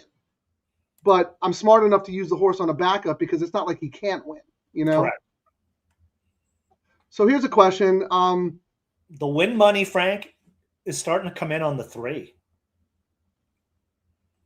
We got a little jump on the 3. 3 is almost as much money as the. No, that's what you said. The 3 was actually favorite. Yeah. We're still 3 minutes away though, so we'll get the double pool is surprisingly low, only 12. I thought we'd get more in it, but it might come in a little later. Alejandro wants a pick in the last race. My top pick is the 4 in the nightcap. I think Ciaran's is the same. Yeah, my backup is the 6. Same here. We're both 4-6. Alejandro likes the 5 in race 8. Neither one of us have that horse on our tickets. Interesting. I do on an all ticket, and that's right. Here's some good info from Larry. Larry's in on the horse. Oh, all right. So another reason to root for Resemblance. How about that? I mean, I thought it was a great claim. The post draw, and what's crazy is the amount of times Little Red Feather gets the crappiest post draw. Like when you want to go outside for a horse, they get the inside. When you want the inside for your horse, they draw the outside, Were you even were you even slightly tempted to put in some money in the claiming fund? Because I think that would be fun, but I was, but it's a tough game. No, I came really close to doing it this year, but I'm going to have 2 kids in college, so I was like, yeah, I don't want to have to give up gambling. So yes, I held off for now. Yeah, I mean, to me, it's kind of a safer bet than going in on kind of an unknown. But then again, you're not getting a stakes horse where the unknown, sky's the limit, right? You don't know. They're both gambles, but they're different kind of gambles. And I mean, I will afterwards. I've gone to every big race day there is with my horses, so I've gotten to experience that, paddocked and winning circles. So the claiming will be the next version. It's coming. Yeah, because you'll have a lot more action, right? I mean, they'll spread the money around, maybe claim 5-6 horses. And part of the thing too is I wanted to be in horses where I could see them. So I just did. They raced at Santa Anita and Del Mar. I want to see the horses. Now when it gets to the claiming, sometimes you're not going to see the horses. They're going to be racing elsewhere. I'm okay with that now because I've done a lot of traveling. All right, we're 1 minute away, Frank, and the 6 ended up getting hammered, but the 3 did get more money. The 3 is still not a whole lot of money in the double pool. Like right now, Frank, looking at the doubles, the 6 into the 4 is paying $15. The next lowest price is the 2 into the 4 is paying $22. The 3 into the 4. They're loading, Ciaran. So okay. Good luck, everybody. Ciaran has all here, I believe. So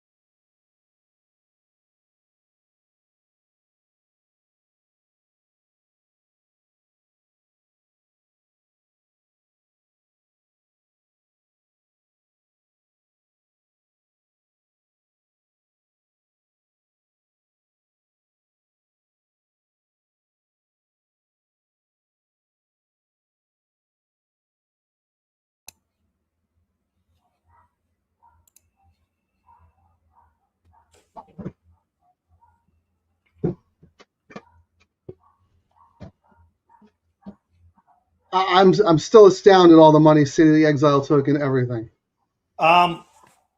Twirling took a bunch of money late, Frank. Ended up being second choice, so a lot of win money came in super late on Twirling. Ended up being 26K to win on it, 30K for the 6. So a lot of money came in late. You know what though? Still great value at 2-1. I mean, the 6 had no business being favored in that race.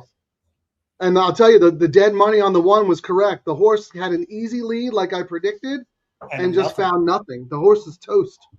Found absolutely nothing. I mean, that's shocking. I knew that horse would be in front, and they were not going fast at all. But I know. I mean, class prevailed there. I mean, it wasn't even close. What you won a turf race by 5 lengths. You don't really see that. That's true.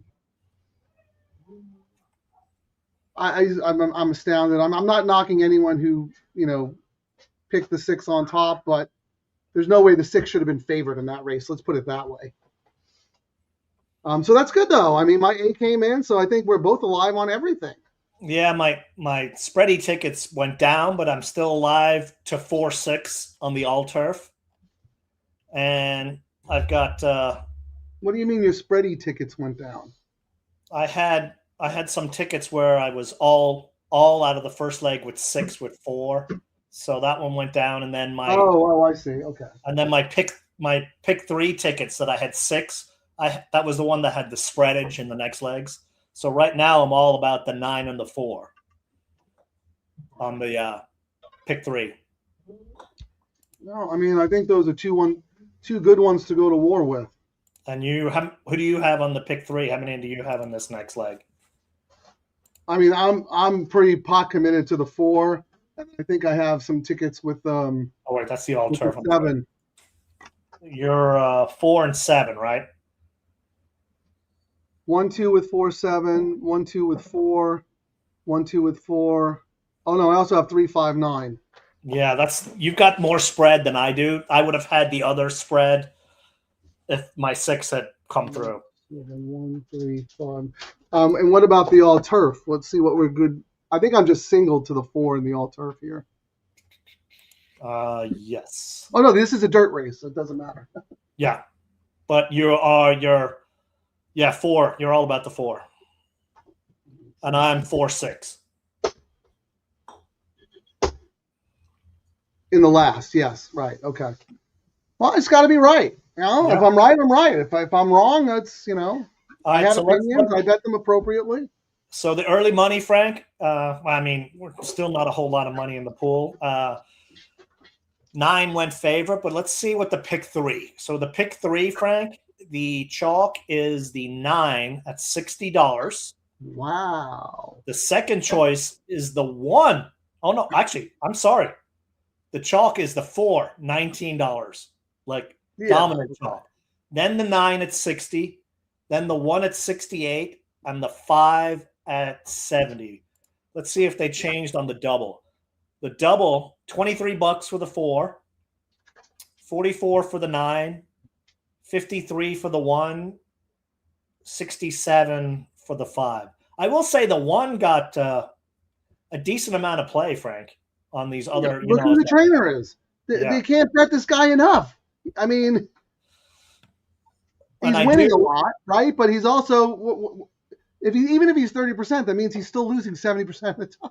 And I mean, if he does win that race, I'll be down on my pick 3. But I do have a saver double. Do you have your doubles? Have you put your doubles out? Yeah, I have preliminary doubles, but let me see. Let me show you mine because I already had my plan double, and I think the fact that I got out of the first leg and whatnot, I'm okay with what mine. This is what I ended up doing for my double, Frank.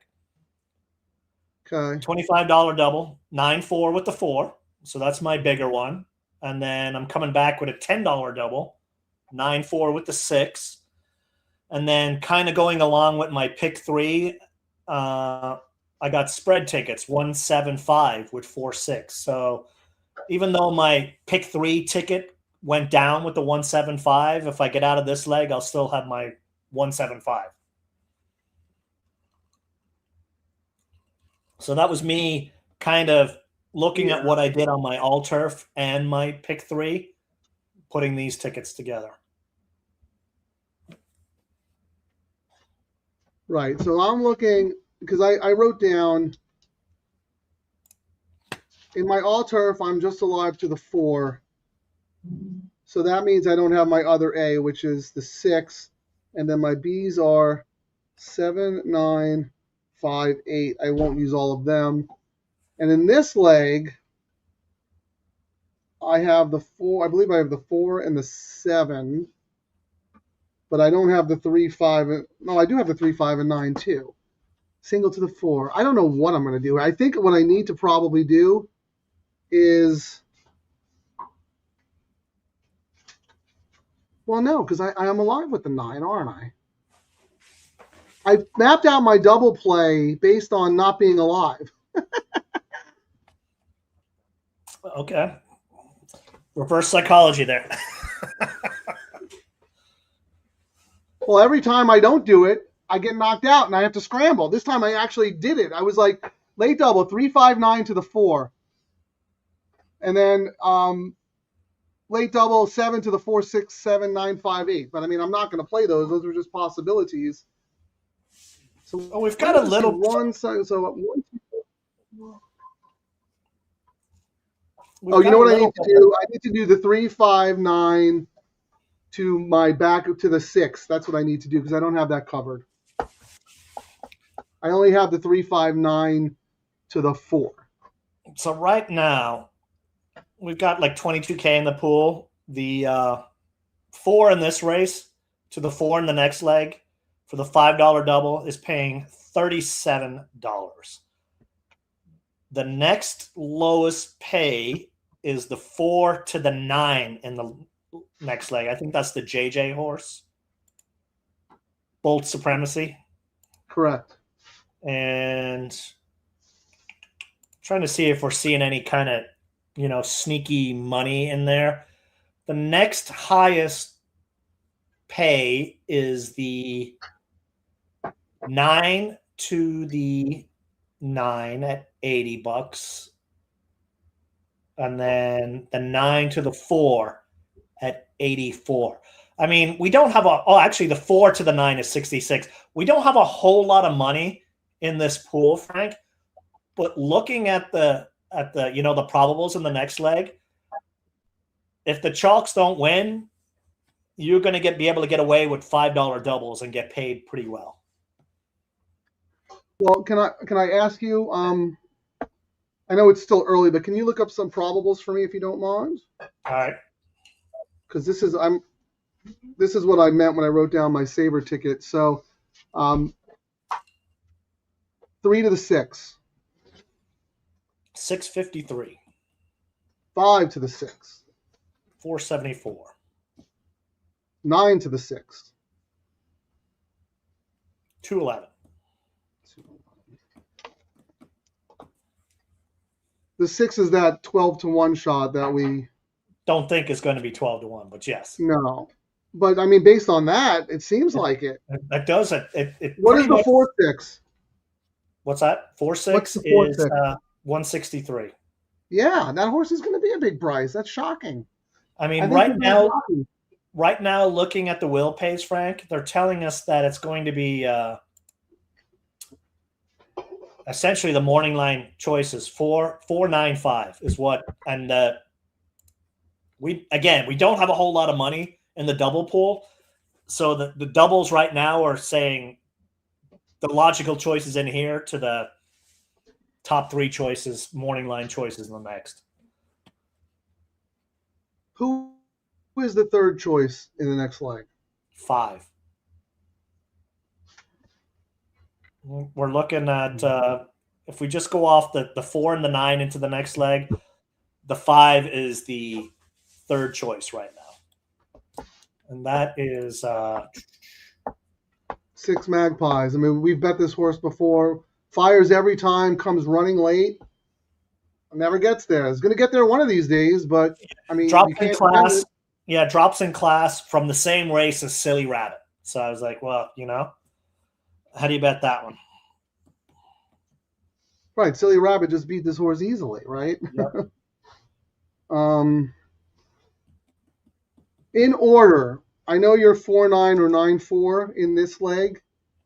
I'm sorry. In the nightcap, you're 4-6, 9-1. 9-1.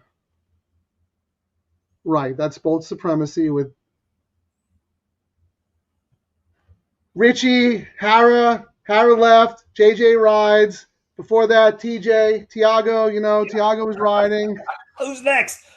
Top best last, early front speed, close, late, kick, bump. Yeah. I know that horse has a big shot. That horse is the morning line favorite, I think, at 5, or second choice at 5-2. And I will say, I mean, JJ is Baltus' go-to guy. They win 29% for a profit, and you don't see that too often. So I mean, but out there, the 9 spot, at least you got JJ, who won't give you a horrendous ride out there. He'll do what he needs to do out there. Yeah, I mean, Baltus is not messing around. We said he's been cold, but he won today. Easy. Pure Chaos won easy. So Correct. we even predicted this could be the day he heats up, right? So I need to have some action to that horse, actually, in that race. I mean, my only action, on my tickets, I've got my big one's 9-4 to the 4. Oh, actually, I do. I have to change it because my ticket that would have spread on that one went down in flames. My pick 3. Yeah, and we have to do a whatchamacallit. We have to do a community. How much time do we have here? We have. We're looking at 16 minutes, Frank. Oh, We got lots of time, and we have time for some more money. We're only at 32K in the pool, and that's kind of the money's spread around. The win money is between the 4 and the 9 mostly. Even the place money, place and show money are spreading around the same on both horses. In this race? Yes. Okay. Yeah. I'm surprised the 4 isn't a bigger favorite, to be honest with you. I mean, I'm really surprised. I thought that horse was kind of a standout. I mean, Orantes for Ellis, they've won 32% for a profit. You know what I mean? Like this is his guy. Yeah, that's his guy. I mean, the jockey. This is his trainer. Right. He works him in the morning and he gives him a ride in the afternoon. Right. This is the guy making all his money. But they're 0 for their last 4. But I mean, he rides everything under the sun. And this one, second off the layoff, I thought it was a standout, but it's a crap race. Was my you have stats on like percentages of favorites and all that fun stuff? Let's look. I probably don't have many. They don't run many of these, like these weird starter conditions. Well, they've run it 17 times. They probably don't have a big sample size. 17 times. Okay. 9 winners were the favorites out of 17. And that's a lot. And 14 of them were under 5-1. So it seems like, especially when I did contests more, I would look at those stats and I would see it. And, many times, to win those contests, you essentially got to bet crap you would never bet to win because someone hits a 20-1 shot. If you got a favorite and handicap 6 races in a row with the favorite, that 20-1 shot's going to blow you out of the contest. But this would be a race when I would look at the stats and go, this is a race where I just take the $4 or $5 and move on to the next one. I don't try to beat it with get fancy and beat it.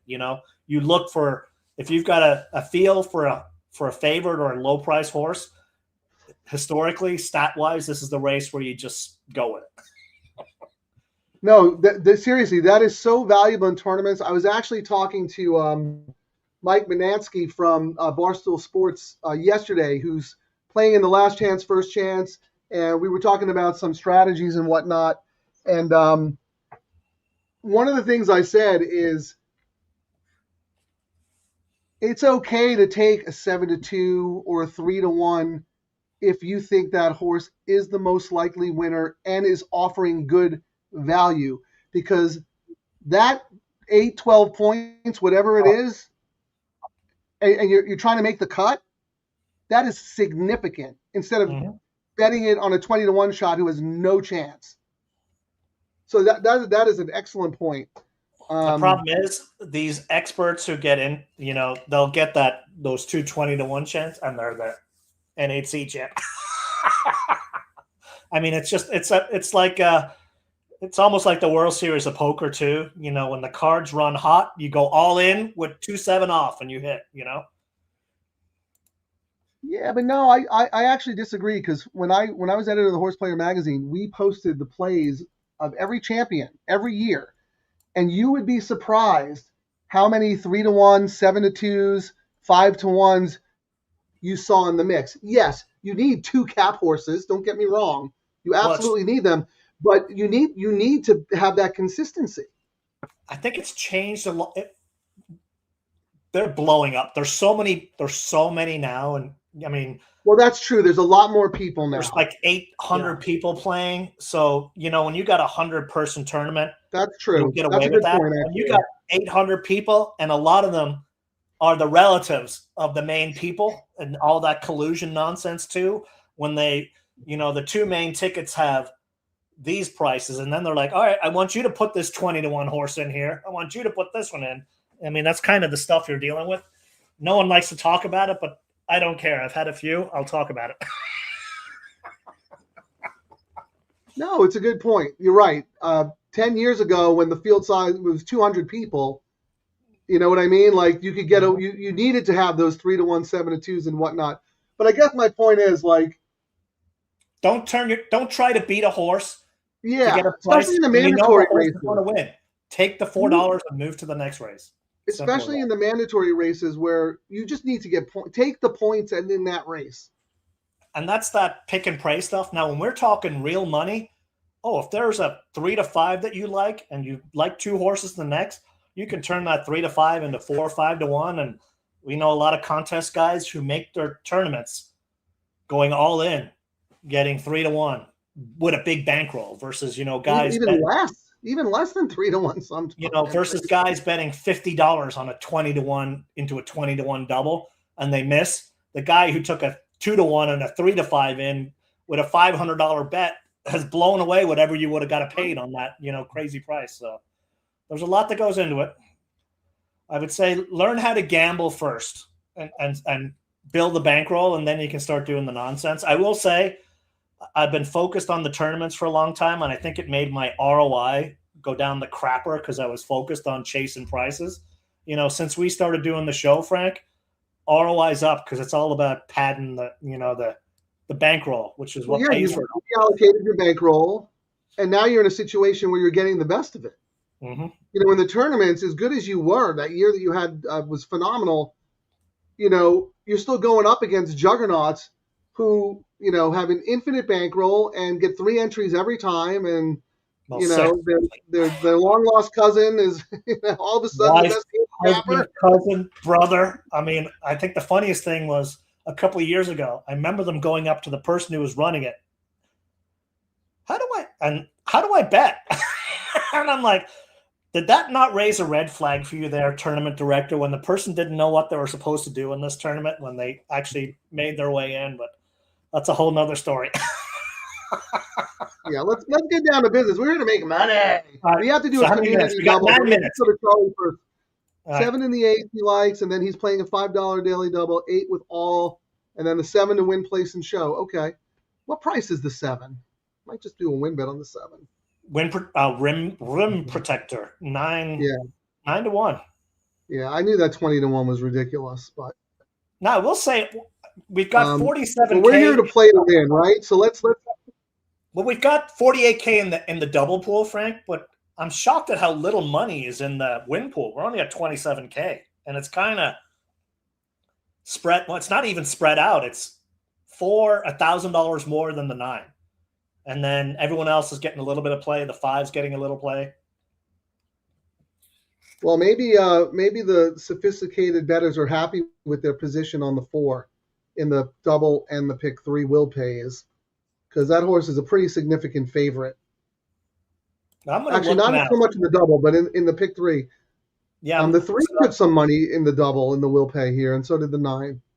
So I'm looking at the 9 into the 4, and I'm thinking of doing a $25 double, 9 into the 4 and 9 into the 6. So my 9-4 is paying a decent $69, and the 9-6 is $222. Come on, 9-6 would be very, very nice. And then my backup one was I was doing 1, 7, and 5 with the 4. So 1 into the 4 is 196. 1 into the 7. Oh no, 7 into the. Wait a minute. 175. 1 into the 4, 196. 5 into the 4, 187. 7 into the 4, 261. For $5, those are Great. Decent pays. I agree. Even like Frank, the 4 into the 4 at $36. If you are really like high on that, $36 is not bad, especially if you're able to hammer it 10, 20, 30 times if you have that conviction. And what's the 4-6? 4-6 is $163. Oh, I mean, that's really. And it wouldn't shock me if Hector Palma was pulling one over with putting up Belmont there. Yes. Yeah, I mean, let's give out a community bet. This is a reminder. Contact the member. I don't know what, like 15, $20, 4-4, and then $10, 4-6. And then $10.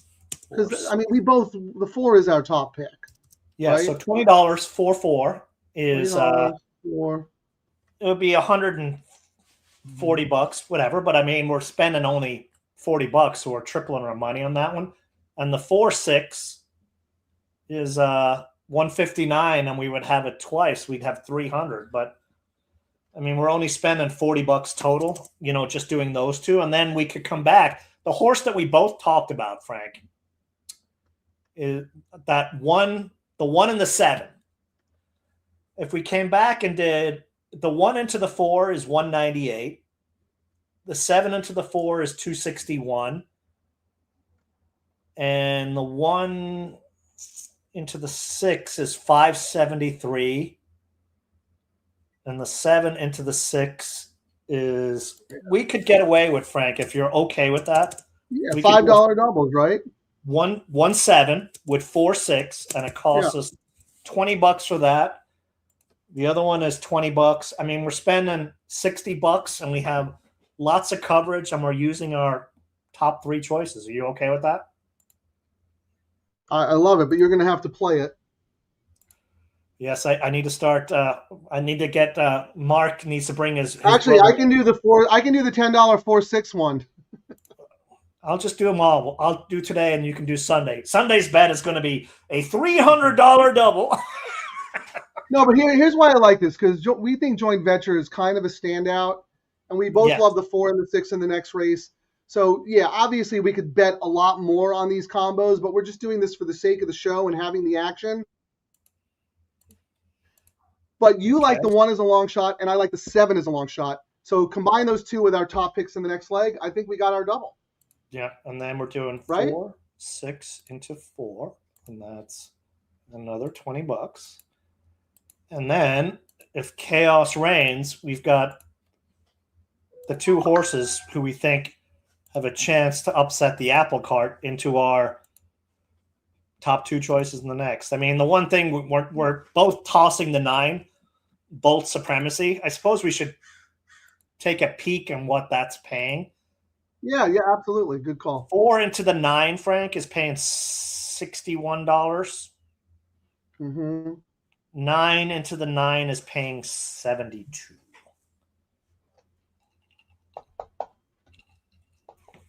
It's your call because you like the 9 third best. Totally your call. If we did a $10 double, we would have, it's paying 61. We'd get 120 back. We'd get 150 back. So that's us paying 20, 40, 60, 80. Worst case scenario, using the top choices, we would still kind of get 50% or more of our money back and have a bankroll. And we got some play. So $10 double 4-9 with 9, Yep. and that's $20. So let's see, 40, 20. We're doing $70, right? Correct.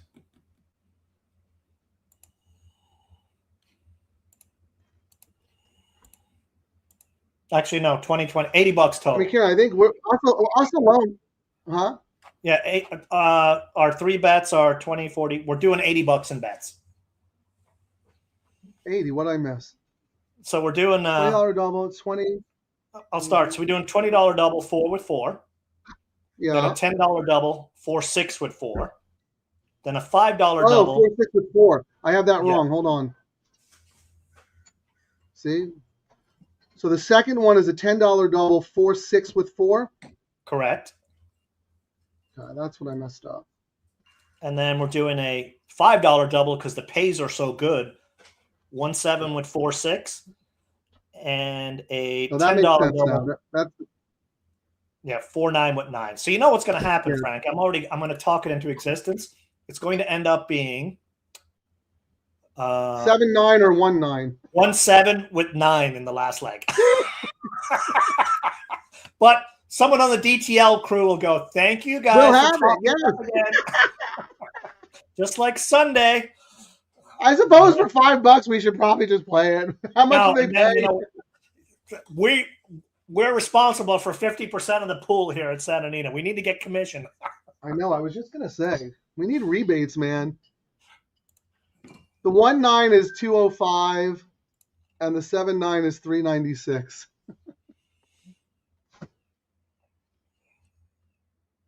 What do you think? I don't know. For $10 more.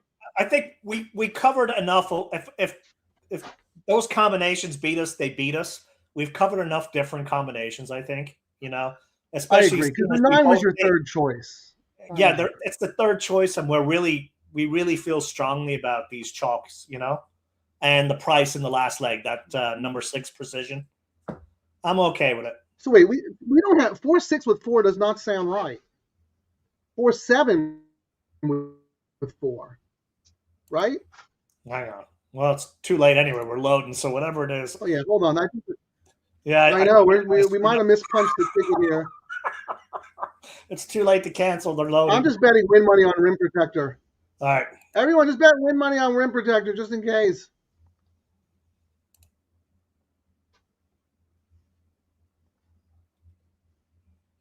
It should have been Well- 4-9 before. 4-9 with. Well, whatever. Let's keep it. It is what it is. Let's get lucky. Why not? All right, they're in the gate. Good luck, everybody. All right. Let's just get the 4 home.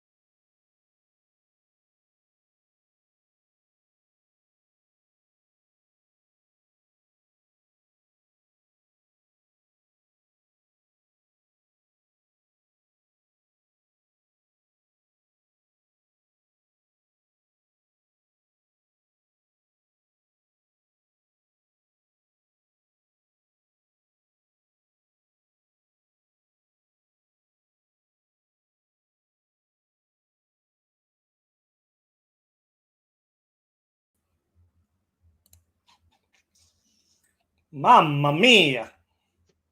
Good pick, good pivot. You saw early money on that horse, remember? I'm like, they're Yep. betting Pop. He could send out a donkey, they're going to bet him. But the Correct. money came in early and drifted up to 6-1. Wow. Wow. Yeah. What a race. Yeah. I mean, the 4 did great. And the 3 came, that Lee horse came a little too late. The 9 was shockingly bad. But Dude, I think we have to put Mathis on the no bet list until he proves us wrong. his horses are just not firing right now. And I mean, it didn't Two help. of them today. He had 2 live horses. They were both awful. Yeah. I will say this about joint venture. I actually didn't like the trip. Because Arantes wanted to pull the horse back. He was between horses, uncomfortable. They went 46 and changed. I mean, that was just way too fast. Yeah. And then Duran, he made an early move. I'm like, this race is going to completely fall apart. And I was hoping Pass the Baton, our mistake horse, was going to come run them all down. Yeah. Wow. But our pivot bets are alive, which is why we do the show. Well, here, I always say the best handicapping you can do is right after a race. This horse is coming off a year layoff. Avoid claim. Yeah, but I mean was 4-1 at this level, 2 back, and stunk. This was a different. I mean, even my notes on this one was Vandoff a year ago, dropped in class, protected, and we talked about this horse earlier. Like, but it's not a drop in class. This is a 16 starter, and he ran in a 16 starter on February 14th and was terrible. Let me see. But it was one of those things. Is back in the day, you would sit on a horse like this, but you can't after a year. And I thought they placed it correctly. I mean, and there was I thought the horse was going to get buried in a speed duel at the rail. Giroux was brilliant there. I don't know how he ended up 5 wide. Normally, I'd be like, what is he doing? And when he hooks up with Papa, they're winning at a huge clip. They're 27%. They're now after today, they're like, what is that? They're 70% in the money. So when he makes a call to Giroux now, that's I think Giroux is going to start taking some rides away from Edwin. You know what I mean? Just because of the success he's been having with Papa. Oh, I mean, I think Giroux, he might be leading rider at this rate. I mean, I know it's too late to start, but he's been unbelievable. Matt Nakatani is doing a fantastic job. He's the jockey agent. Hats off to him. I think Giroux's hungry. He lost those Brad Cox horses back east. He came out here to start anew. I mean, I think he's riding with confidence and with aggression and with hunger. He's here to prove something, and he's proving it to me because the last time he came to Del Mar for the summer, he was unbettable. So good for him. I was just looking. So my Equibase notes say it is a drop in class. I mean, maybe it's just the way the race was written. And Papa, when he does this kind of move, 20%, and he didn't risk it for the claim. And they had a 58-second workout a couple of weeks ago. So we're live. We got a good price. Too bad my all ticket didn't make it out because I had, on my pick 3, I would have been alive in a better position. Yeah, well, too bad my 4, who I was alive on everything all day long, he ran second to your horse. Ah! That's like the 8th time I've run second to your horse. Yep. Oh, so we were alive, right? Oh, we've got the will pays up. Yikes, Frank. You ready for the double here? To the 4 is 178. To the 2. Oh, actually, no. Nice. The 9 is actually the favorite at 163. The 4 is 178. The 2 is 364. Oh, actually, the 5 is 255. I didn't even notice that. We're alive to the 4 and the 6. Yeah, so the 6 is paying 588 and 178. Not Come too on, shabby. Hector Palma, one's on. Yep. And I'm trying to see the pick 3. Favorite in the pick 3 is the 4 at 301. Second choice is the 9 at 372, and then it starts taking a big jump with the 2 and then the 5. 6 Magpies. But I mean, third choice morning line. I'm not surprised that it's third choice on these pools. You? Yeah, the horse fires every time, and you know what? If that horse beats us, that horse beats us. Whatever. You know what I mean? The pick 4. Bet that horse. We bet that horse on the show. Yeah, the pick 4. Number 4 is 121. Number 9 is 132. Pick 5.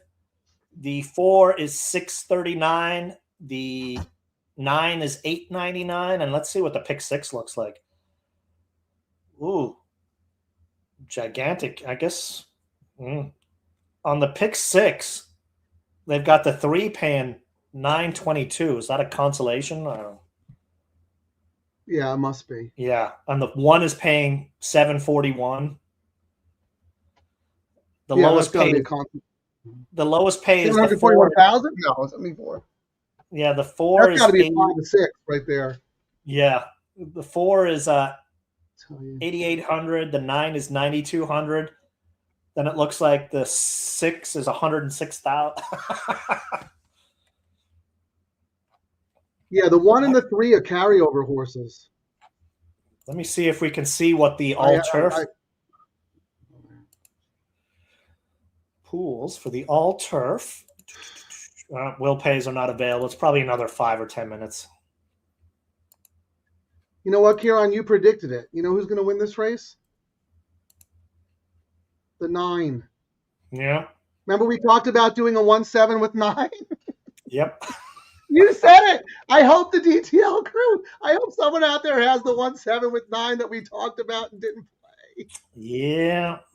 That would be par for the course. OMG. God. You did say that. Let's go to the videotape. Anyone from New York remember Warner Wolf? Let's go to the videotape. Ciaran, you said it. And I said for 10 more bucks, why not? But then that's when we start going. We're like, we blew all our Franklin money doing bets like that, though. No. What we decided was we had our 2 long shots to our top 2 choices, and we decided that they weren't worth playing with our third choice. Like, we like that horse third best. So the logic is very sound, but you know what? It's a good decision, but it's going to be a horrible outcome when the 9 wins by 10 lengths. It's going to be 6 and 4. All we're going to have to do is sweat a photo finish, Frank. That's it. That's what my prediction is. And then an inquiry? And then an inquiry where the 4... I actually thought if the 4 had won that previous race, there would have been an inquiry. Didn't it look like Arantes was leaning out on the other horse? He did, but I can never tell. I don't even bother betting on that. I'd have a better chance of betting if it's going to rain in San Diego, and then somehow I'd be incorrect, you know? Yeah, that's very true. You would guess right, and then they would be like, well, we've downgraded rain to mist. So sorry, you lose. or be like, I saw some of those people complaining at how they, the prediction markets, and they were predicting that there was going to be war in Iran or something like that. But then they took the bets down because whatever it ended up being, there was so many caveats to it. I'm like, people talk about all these other ways. If you're a Sharpie, they're going to find a way to take your money. Horse racing, you be as sharp as you want and bet as much as you want. They'll let you do it. OG gambling. People still trying to find other ways. It is the best gambling game around. There's no doubt about it. Well, we have a little bit of time, Ciaran. Let me just roll through some comments because it seems like our discussion about tournaments sparked an interest in Tony V. You can always contact us, scatoniracing@gmail.com or californiapick4@gmail.com. Happy to answer any questions you might have. We did a tournament show a couple of months ago. Remember, we both played in an express bet tournament. We tied it in with what we were doing. So maybe we'll do that again. We'll see if there's an interest out there. We appreciate that. Cat ate my form, late to the party, but better late than never. OMG, Flogo won a race. Flogo has been winning a lot of races. Mm-hmm. My man, He's gotten his feel for out here. He really has. I fully expected. He had no, in my opinion, the way I saw the race, he had no choice but to gun hard from the rail. And there was a ton of speed, as we saw, 3 across the track in 46. And somehow he was able to suck back and end up making a 5-wide move. Like, I could envision that race a million times. I will never come up with that scenario. And you know why he's actually doing well, Frank, I think, is because when he was flying out here to ride, he was riding a lot of Miller's horses. And Miller's been ice cold. And now he's kind of riding. He's spread his book around and not, stuck on the same trainer whenever he would fly out. So there's probably still a lot of gamblers who are not betting him because when he would fly out, he didn't usually get the mounts that were winning. Yeah, I mean, you mentioned the trainer that we haven't really talked much about, but is there anyone colder than Miller here in Southern California? I mean, I don't know what he's doing at Franklin. I know he has a string there, but he has every time he has horses that figure, absolutely figure. They take no money and they don't fire. I mean, it's like I've never seen a barn colder than how cold he is right now. But it'll turn around. I mean, have you even considered his horses? Or auto toss for you, or like where do you stand? I will. I'll take a really strong look. I think he had a horse in the last one of these races, and I was like, Miller on turf, yeah, pass. He can't even win on dirt. Yeah, long on turf is not good. Even when he's hot, long on turf is no good. Yeah, I mean, I will not toss. I'll do a deep dive, but if I like more horses earlier, I probably won't even use them on an underneath ticket versus where I used to back in the day. He's got to prove us wrong at this point. I mean, he'll blow up a couple of my tickets, and then all of a sudden he'll be back on my tickets for a while, Yes, Danny, big day tomorrow. It's big cap day. Tons of stakes races. Great card. How about this? We said someone was going to play our ticket. How about LD? He's got 4, 6, and 9. Of course he does. Go to the window. Yeah. Yeah, he's got it twice. What did we say the 9? It's paying to the 9. Here, another smart guy, Chris Babcock, one with the 4, 6, 9. Yeah, whatever. Whatever. Chris, congratulations, man. That's amazing. Junior college basketball tournament next week. You never know who's gonna show up in the DTL crew. We got celebrities left and right here. Yeah, we've got our main celebrity here. Let me see. I'm here at the racetrack. This access is incredible. I got VIP access. Nobody else has this. It's going to be huge. Just you wait. This is just the beginning. All right, time to check out the VIP. Luxury. All right, guys. Yeah, VIP, very important porta potty. Ciaran, we might have to impose a dress code on this guy. I mean, it's hot. I mean, and we got the Santa Anita winds rolling in too. So, yeesh. We don't have a dress code here. We pay our interns in beer. Yeah. I saw him this morning. He was at his ATM machine. He only had 10 cents. He was trying to take 10 cents out so he could play a cold super. They wouldn't let him. I will tell you, I've actually done a 10-cent straight up super before, and if I spent $2.30 more, I would have made $10. But you only had 10 cents left. Yep, I had a 10 cents ticket, and I refused to throw the ticket away. I'm gambling that 10 cents, dang it. That's right. You earned money. You earned it. You lost a lot of money to get down to that 10-cent voucher. Cat ate my form. Predict the stream has a winner tonight. How about that? Positive thoughts. I like that. Yeah, tomorrow's the ultimate betting challenge. I am not playing in it. I haven't tried to qualify. I have played in, and Ciaran's played in many. We both played in many of those high bankroll tournaments before, especially at Del Mar. I came second in it, Frank, or third a few years ago. In the UBC? Yeah, and it was it's a big tournament. That's a prestigious one, man. Good job. And it was and we've talked about it many times. It was a double on a double. I had $50 left and hit 2 doubles in a row, and I think ended up, I can't remember the exact number, but turned it into some big money. I mean, you can, on those doubles are the best bets. I mean, I always get distracted with the the trifectas and the exactas, because when you do get knocked out, it's someone betting those trifectas every way to Sunday. But many times, you know, they're betting it that way, and their partner / wife / friend are betting the opposite way. So that's kind of the thing you got to deal with as well. But it is what it is. Yeah, I mean, sometimes those crazy trifectas do come in, but we did talk about the most recent new strategy where, you know, someone will bet $1,000 cold double and be perfectly happy with, you know, 3-1, build their bankroll up and then do it again and build it up and then see where they are and have them come get you. How about this? Is he wearing jorts? I think Mark Gelding. Can we go back to Mark Gelding? Let's comment on his wardrobe here. Because, you know, we got 11 minutes. Let me see. What's the silliest one we got here? While you're doing that, I'm going to post that one. We go live to the track with our newest intern reporter, Mark Gelding.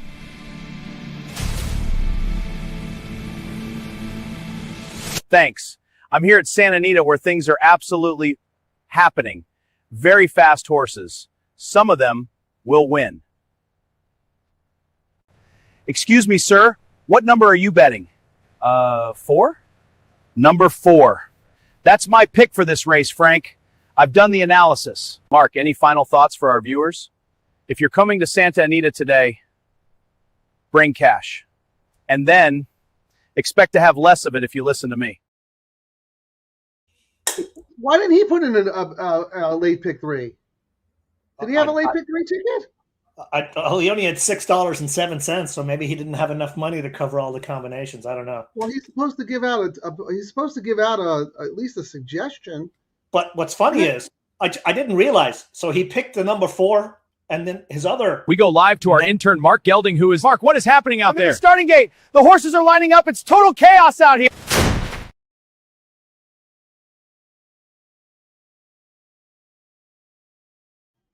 You're muted. You're muted, buddy. I don't know why it does that when you stop the videos. I was going to say he's picked 4 twice now, so maybe that's telling us Silly Rabbit's going to win this race.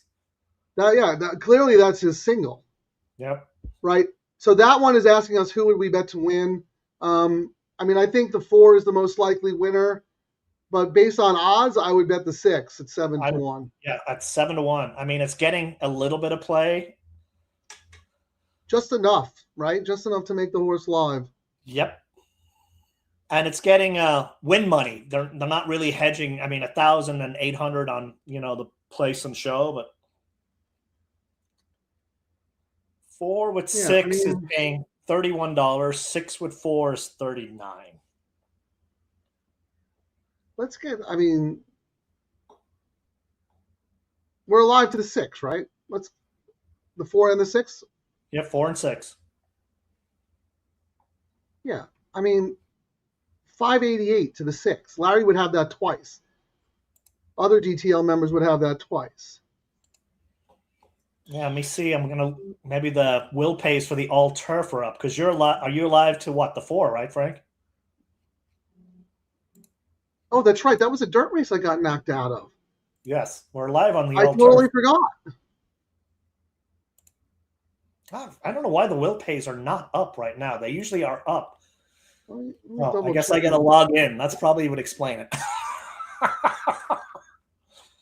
Eesh. Right, it came 5 with 1. Yeah, I'm single to the 4 here. I mean, it can't be that much. I mean, favorite, second choice, and favorite. I mean, I'd be lucky if it's like $80. Yeah, well, they're not showing it today. Show results. No pools. I'm not understanding the question. That one I meant for if everyone was 20-1. I don't. Oh, if all things were equal, I think the 4 is the most likely winner. Yes, agreed. They got 59. Okay. 500 in the pools, but I don't have a will pay for some reason. They're just not putting it up today. I can look. I guess got to go to a different screen. I'll go. I'm hopping over on the press bet.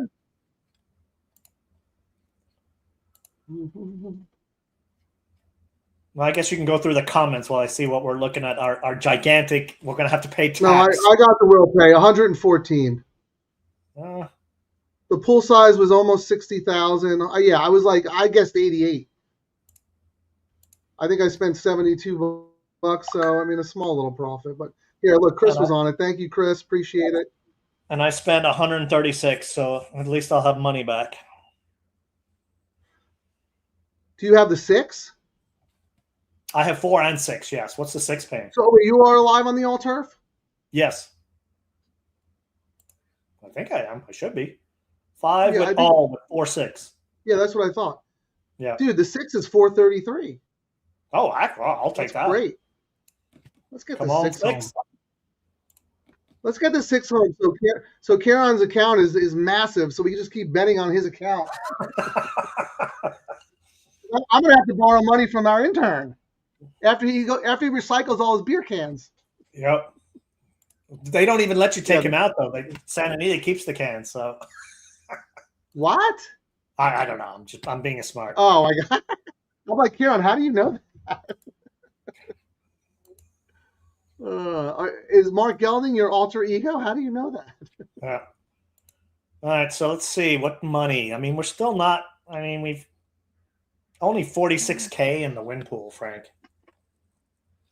But 4 is starting to creep up and get the money. Like the money is now starting to come in on the 4 as it should.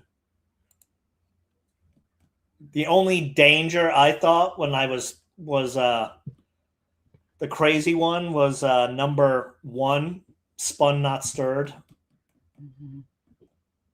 But up multiple classes and the trainer's O for everything on it. I thought yeah, tell me why, because this horse is no turf breeding. Couldn't win for 10,000. That horse wins. I mean, like, I'm just gonna quit. The one that was interesting though was the number 7 Dozer. Had a bullet work at if it was to be believed at Turf Paradise, but that's one of those I've not seen enough horses coming over there under this new ownership to get a feel if they're worth gambling yet. I think I'm with you. I think Dozier's very sneaky actually, because if you look, the horse actually has decent Santa Anita form, in the maiden 50 ranks. So again, we don't know how good or bad that Turf Paradise form is. Usually it's pretty bad. But the ownership group here is Battleborn Racing. Do you know who that is? Oh, yeah. That's Sarge. Yep. That's Nick Hines. That's his group. So he's a pretty smart guy. I think they went there to break the maiden because they don't run maiden 30s on the turf here. Tried an allowance condition. They're like, okay, showed speed, tired. Let's try 25 N2L. Now the horse might still be outclassed, but any money? What price is? Oh, it's not dead on the board. That's interesting. Yeah, absolutely dead is the thing. Yeah. I would have liked to have seen a little money there. How about this? Charlie does not like the 4. 5, 6, 7 exacta box. Well, at least he likes the 6. That's good. I'll take the 6. 5, 6. I mean, the 6, third choice morning line. That's where Tiago left the 1 to go there. Drops in class, but it came out of the same race as Silly, and I just like Silly so much. So I was like, why am I going to put a horse that I thought is better than that? Was essentially why I didn't. I had the same rationale. Unless we thought that Silly was going to get into a speed duel, but there's not a lot of speed in here. So, but we'll see. We'll be perfectly fine with the 6 there. This is a nice comment. Look at that. Really look forward to your shows every week. And James White likes the 8. First of all, thank you, James. Really appreciate that. Yeah, let's talk about the 8 because I had the 8 as a B, but like a lower tier B. Do you have any notes on that? I do. My anomaly right up free on Santa Anita's website. Always close to the line. A different jockey, I would have upgraded the notes. That's essentially it. Another jockey, and I would have been. Franco's pretty cold. Tiago left. But the horse, I mean, 5th by 2 3/4, won a race, 3rd, 4th. Like the horse at least is always around the wire. So, I mean, for an exotic bet, like on your underneath on your tries and exacta. It's not a crazy horse, especially. I mean, what are you getting right now? 12-1. Yeah, I agree. I think that horse has a little bit of a shot, a little bit of a look. I agree with you. Franco is pretty cold, but he hasn't really been getting any live mounts. And I will say this, the number one long shot jock in the colony for years has been Tiago Pereira. The number two is Franco. Those guys pop when you do not expect them to pop. They're just so good on big long shots. And kind of like this one. I mean, I think this horse is a little bit live. That last race was not that bad. Had a little trouble. But again, needs to make up lengths on Silly Rabbit, right? Oh, no, it's a different race, actually. It's not the same race. The other horse that I had notes on, Frank, the number 3, Do It for Dave, 50-1. You want to know what my notes were? Only peeps named David would bet this horse. Yeah, Terry's good friend is named Dave. And I don't think he would even bet this horse. But, I mean, at Del Mar, if your name's Dave and you're at Del Mar and you've got a 60, 70-1 horse named after you, you bet it. More times than not, those horses will win the race. It's crazy. There's also a horse called Don't Swear Dave. So if Do It for Dave and Don't Swear Dave show up in the same race at Del Mar, that's your exacta box right there. I mean, the best race recall, if you guys can do a quick search, is My Wife Knows Nothing and My Wife Knows It All. And they race a couple of times against each other at Gulf Stream. That's right. It's That's the awesome. funniest thing. All right. Well, they're in the gate, Ciaran. Let's get the 6 home. Good luck, everybody.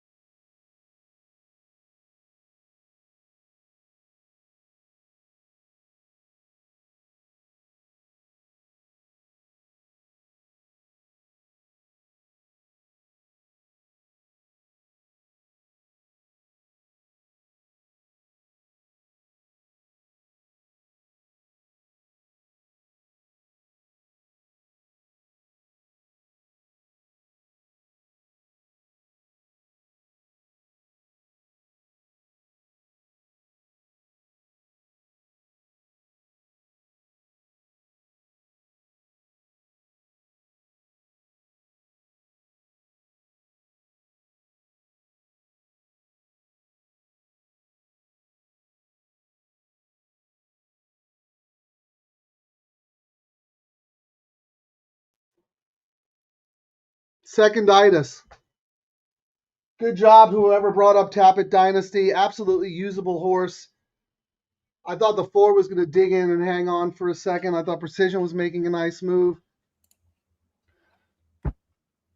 Made all the running except the last jump. Wow. Seconditis, 2 out of 3, and it's usually That's the been last story leg. of my week here on. Like, you know how you went through that phase at Frank Lawn? That's been, unbelievable. You know who I blame? Dan Gelding. He liked Joint Venture the 4 second. He liked this 4 second. He's a mush. Yeah, he is a mush. Yep, I agree.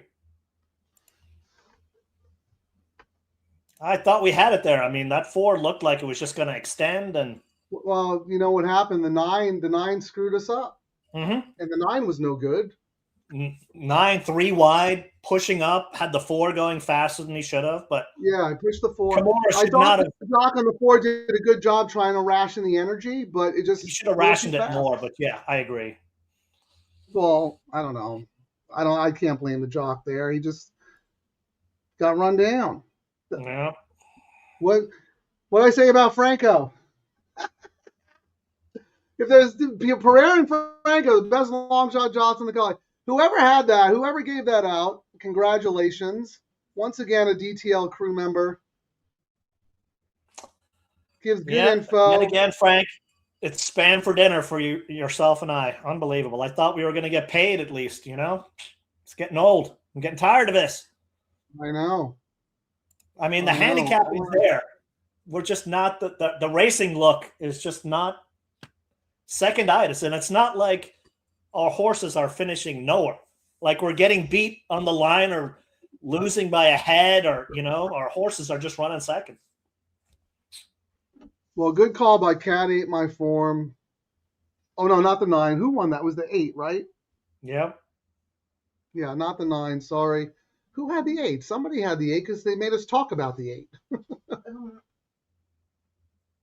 I forget. Yeah, but anyway, those are nice payouts. $907 for the double, $2,000 for the pick 3. The all turf is probably paying a big one too, I would assume. Well, I mean, I don't know what else to do, Ciaran. We put ourselves in positions to make money, and you run second. Our pivot bet came through. I mean, but we would not have used that. I mean, we thought the 4 was, and I mean, it lost. Came second though, and the 6, as they say, was looming large. I thought the 6 might have made a nice little move, but you know how it is. Onward. Everyone else was distant. Anyway, great show. Good job, DTL crew. I can't scroll back far enough to see whoever mentioned that 8 horse, but once again, Ciaran, we talked about the horse. We absolutely said, yeah, sure, why not? But then again, like if you use Tappet Dynasty, you have to use 5 horses in that race. Yep. Right? I mean, what's funny is we talked about it, how it was a bad race. Non-winners, like horses that don't like to win. My notes were non-winners of 2, period. But the favorite had won a bunch of times, and of 16 races, only 1 horse had won over 10-1. Well, now we got 2 horses over 10-1. It is what it is. No, it is what it is. I mean, what are you going to do? Your horse fires and just gets beat. I mean, that's the game, right? I really thought we were going to get lucky there because at one point we created a little bit of separation, and then Franco, I don't know, maybe got the horse to change leads or something. Then I was like, oh man, we're going to get cooked in the last 3 jumps. So anyway, well, tomorrow's going to be a great day for everyone. It's Big Cap Day, lots of stakes races, great gambling. We're not doing a show. We're going to take tomorrow off, and we're going to come back on Sunday. And then the following week, Mark Gelding and Ciaran are going to be in Las Vegas. Yeah, we'll be doing live shows from the NHC. So if you guys happen to be there, I don't know what, you can email me, but yeah, come by and hop on the show if you happen to be at NHC. We'll be doing it Friday and Sunday, and who knows, maybe we'll do pop-up shows while we're there, Frank, depending on your schedule. I'll be there drinking, so I'll be doing. Here's our man, James White. He compliments us, butters us up, gives us the winner, 8-20, gives us the winner. And we walk away broke. James White, we salute you. Thank you for being a member of the DTL crew. Thank you for sharing your opinions. You had a great one today. I'm trying to find. Yeah. Good job. But this will be me and Frank after we close the show out. So we'll be back on Sunday. Reloading with the machine that pays. Mr. ATM, Well, it always pays. I didn't want to put you in a bad mood before the show, but when I said Chappie's going to text, he's going to text because guess who the guest is this week?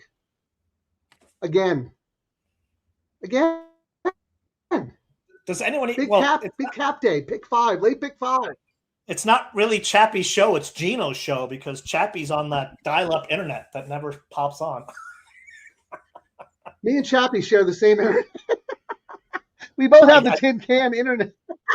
Like it is comically bad, is what it is. I'll tell you what. You know where the best internet is at that racetrack? Oh, we found out the chandelier room.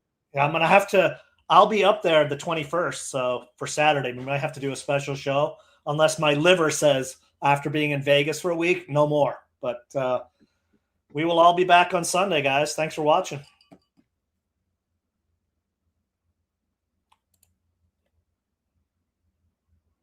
Thanks for watching, everyone. Remember to like and subscribe to Double Trouble Live on YouTube. Get out, get up, get paid. They hit me with that low takeout. Now I'm feeling kind of sport. 15%, bro, that's basically free money. I'm about to turn $11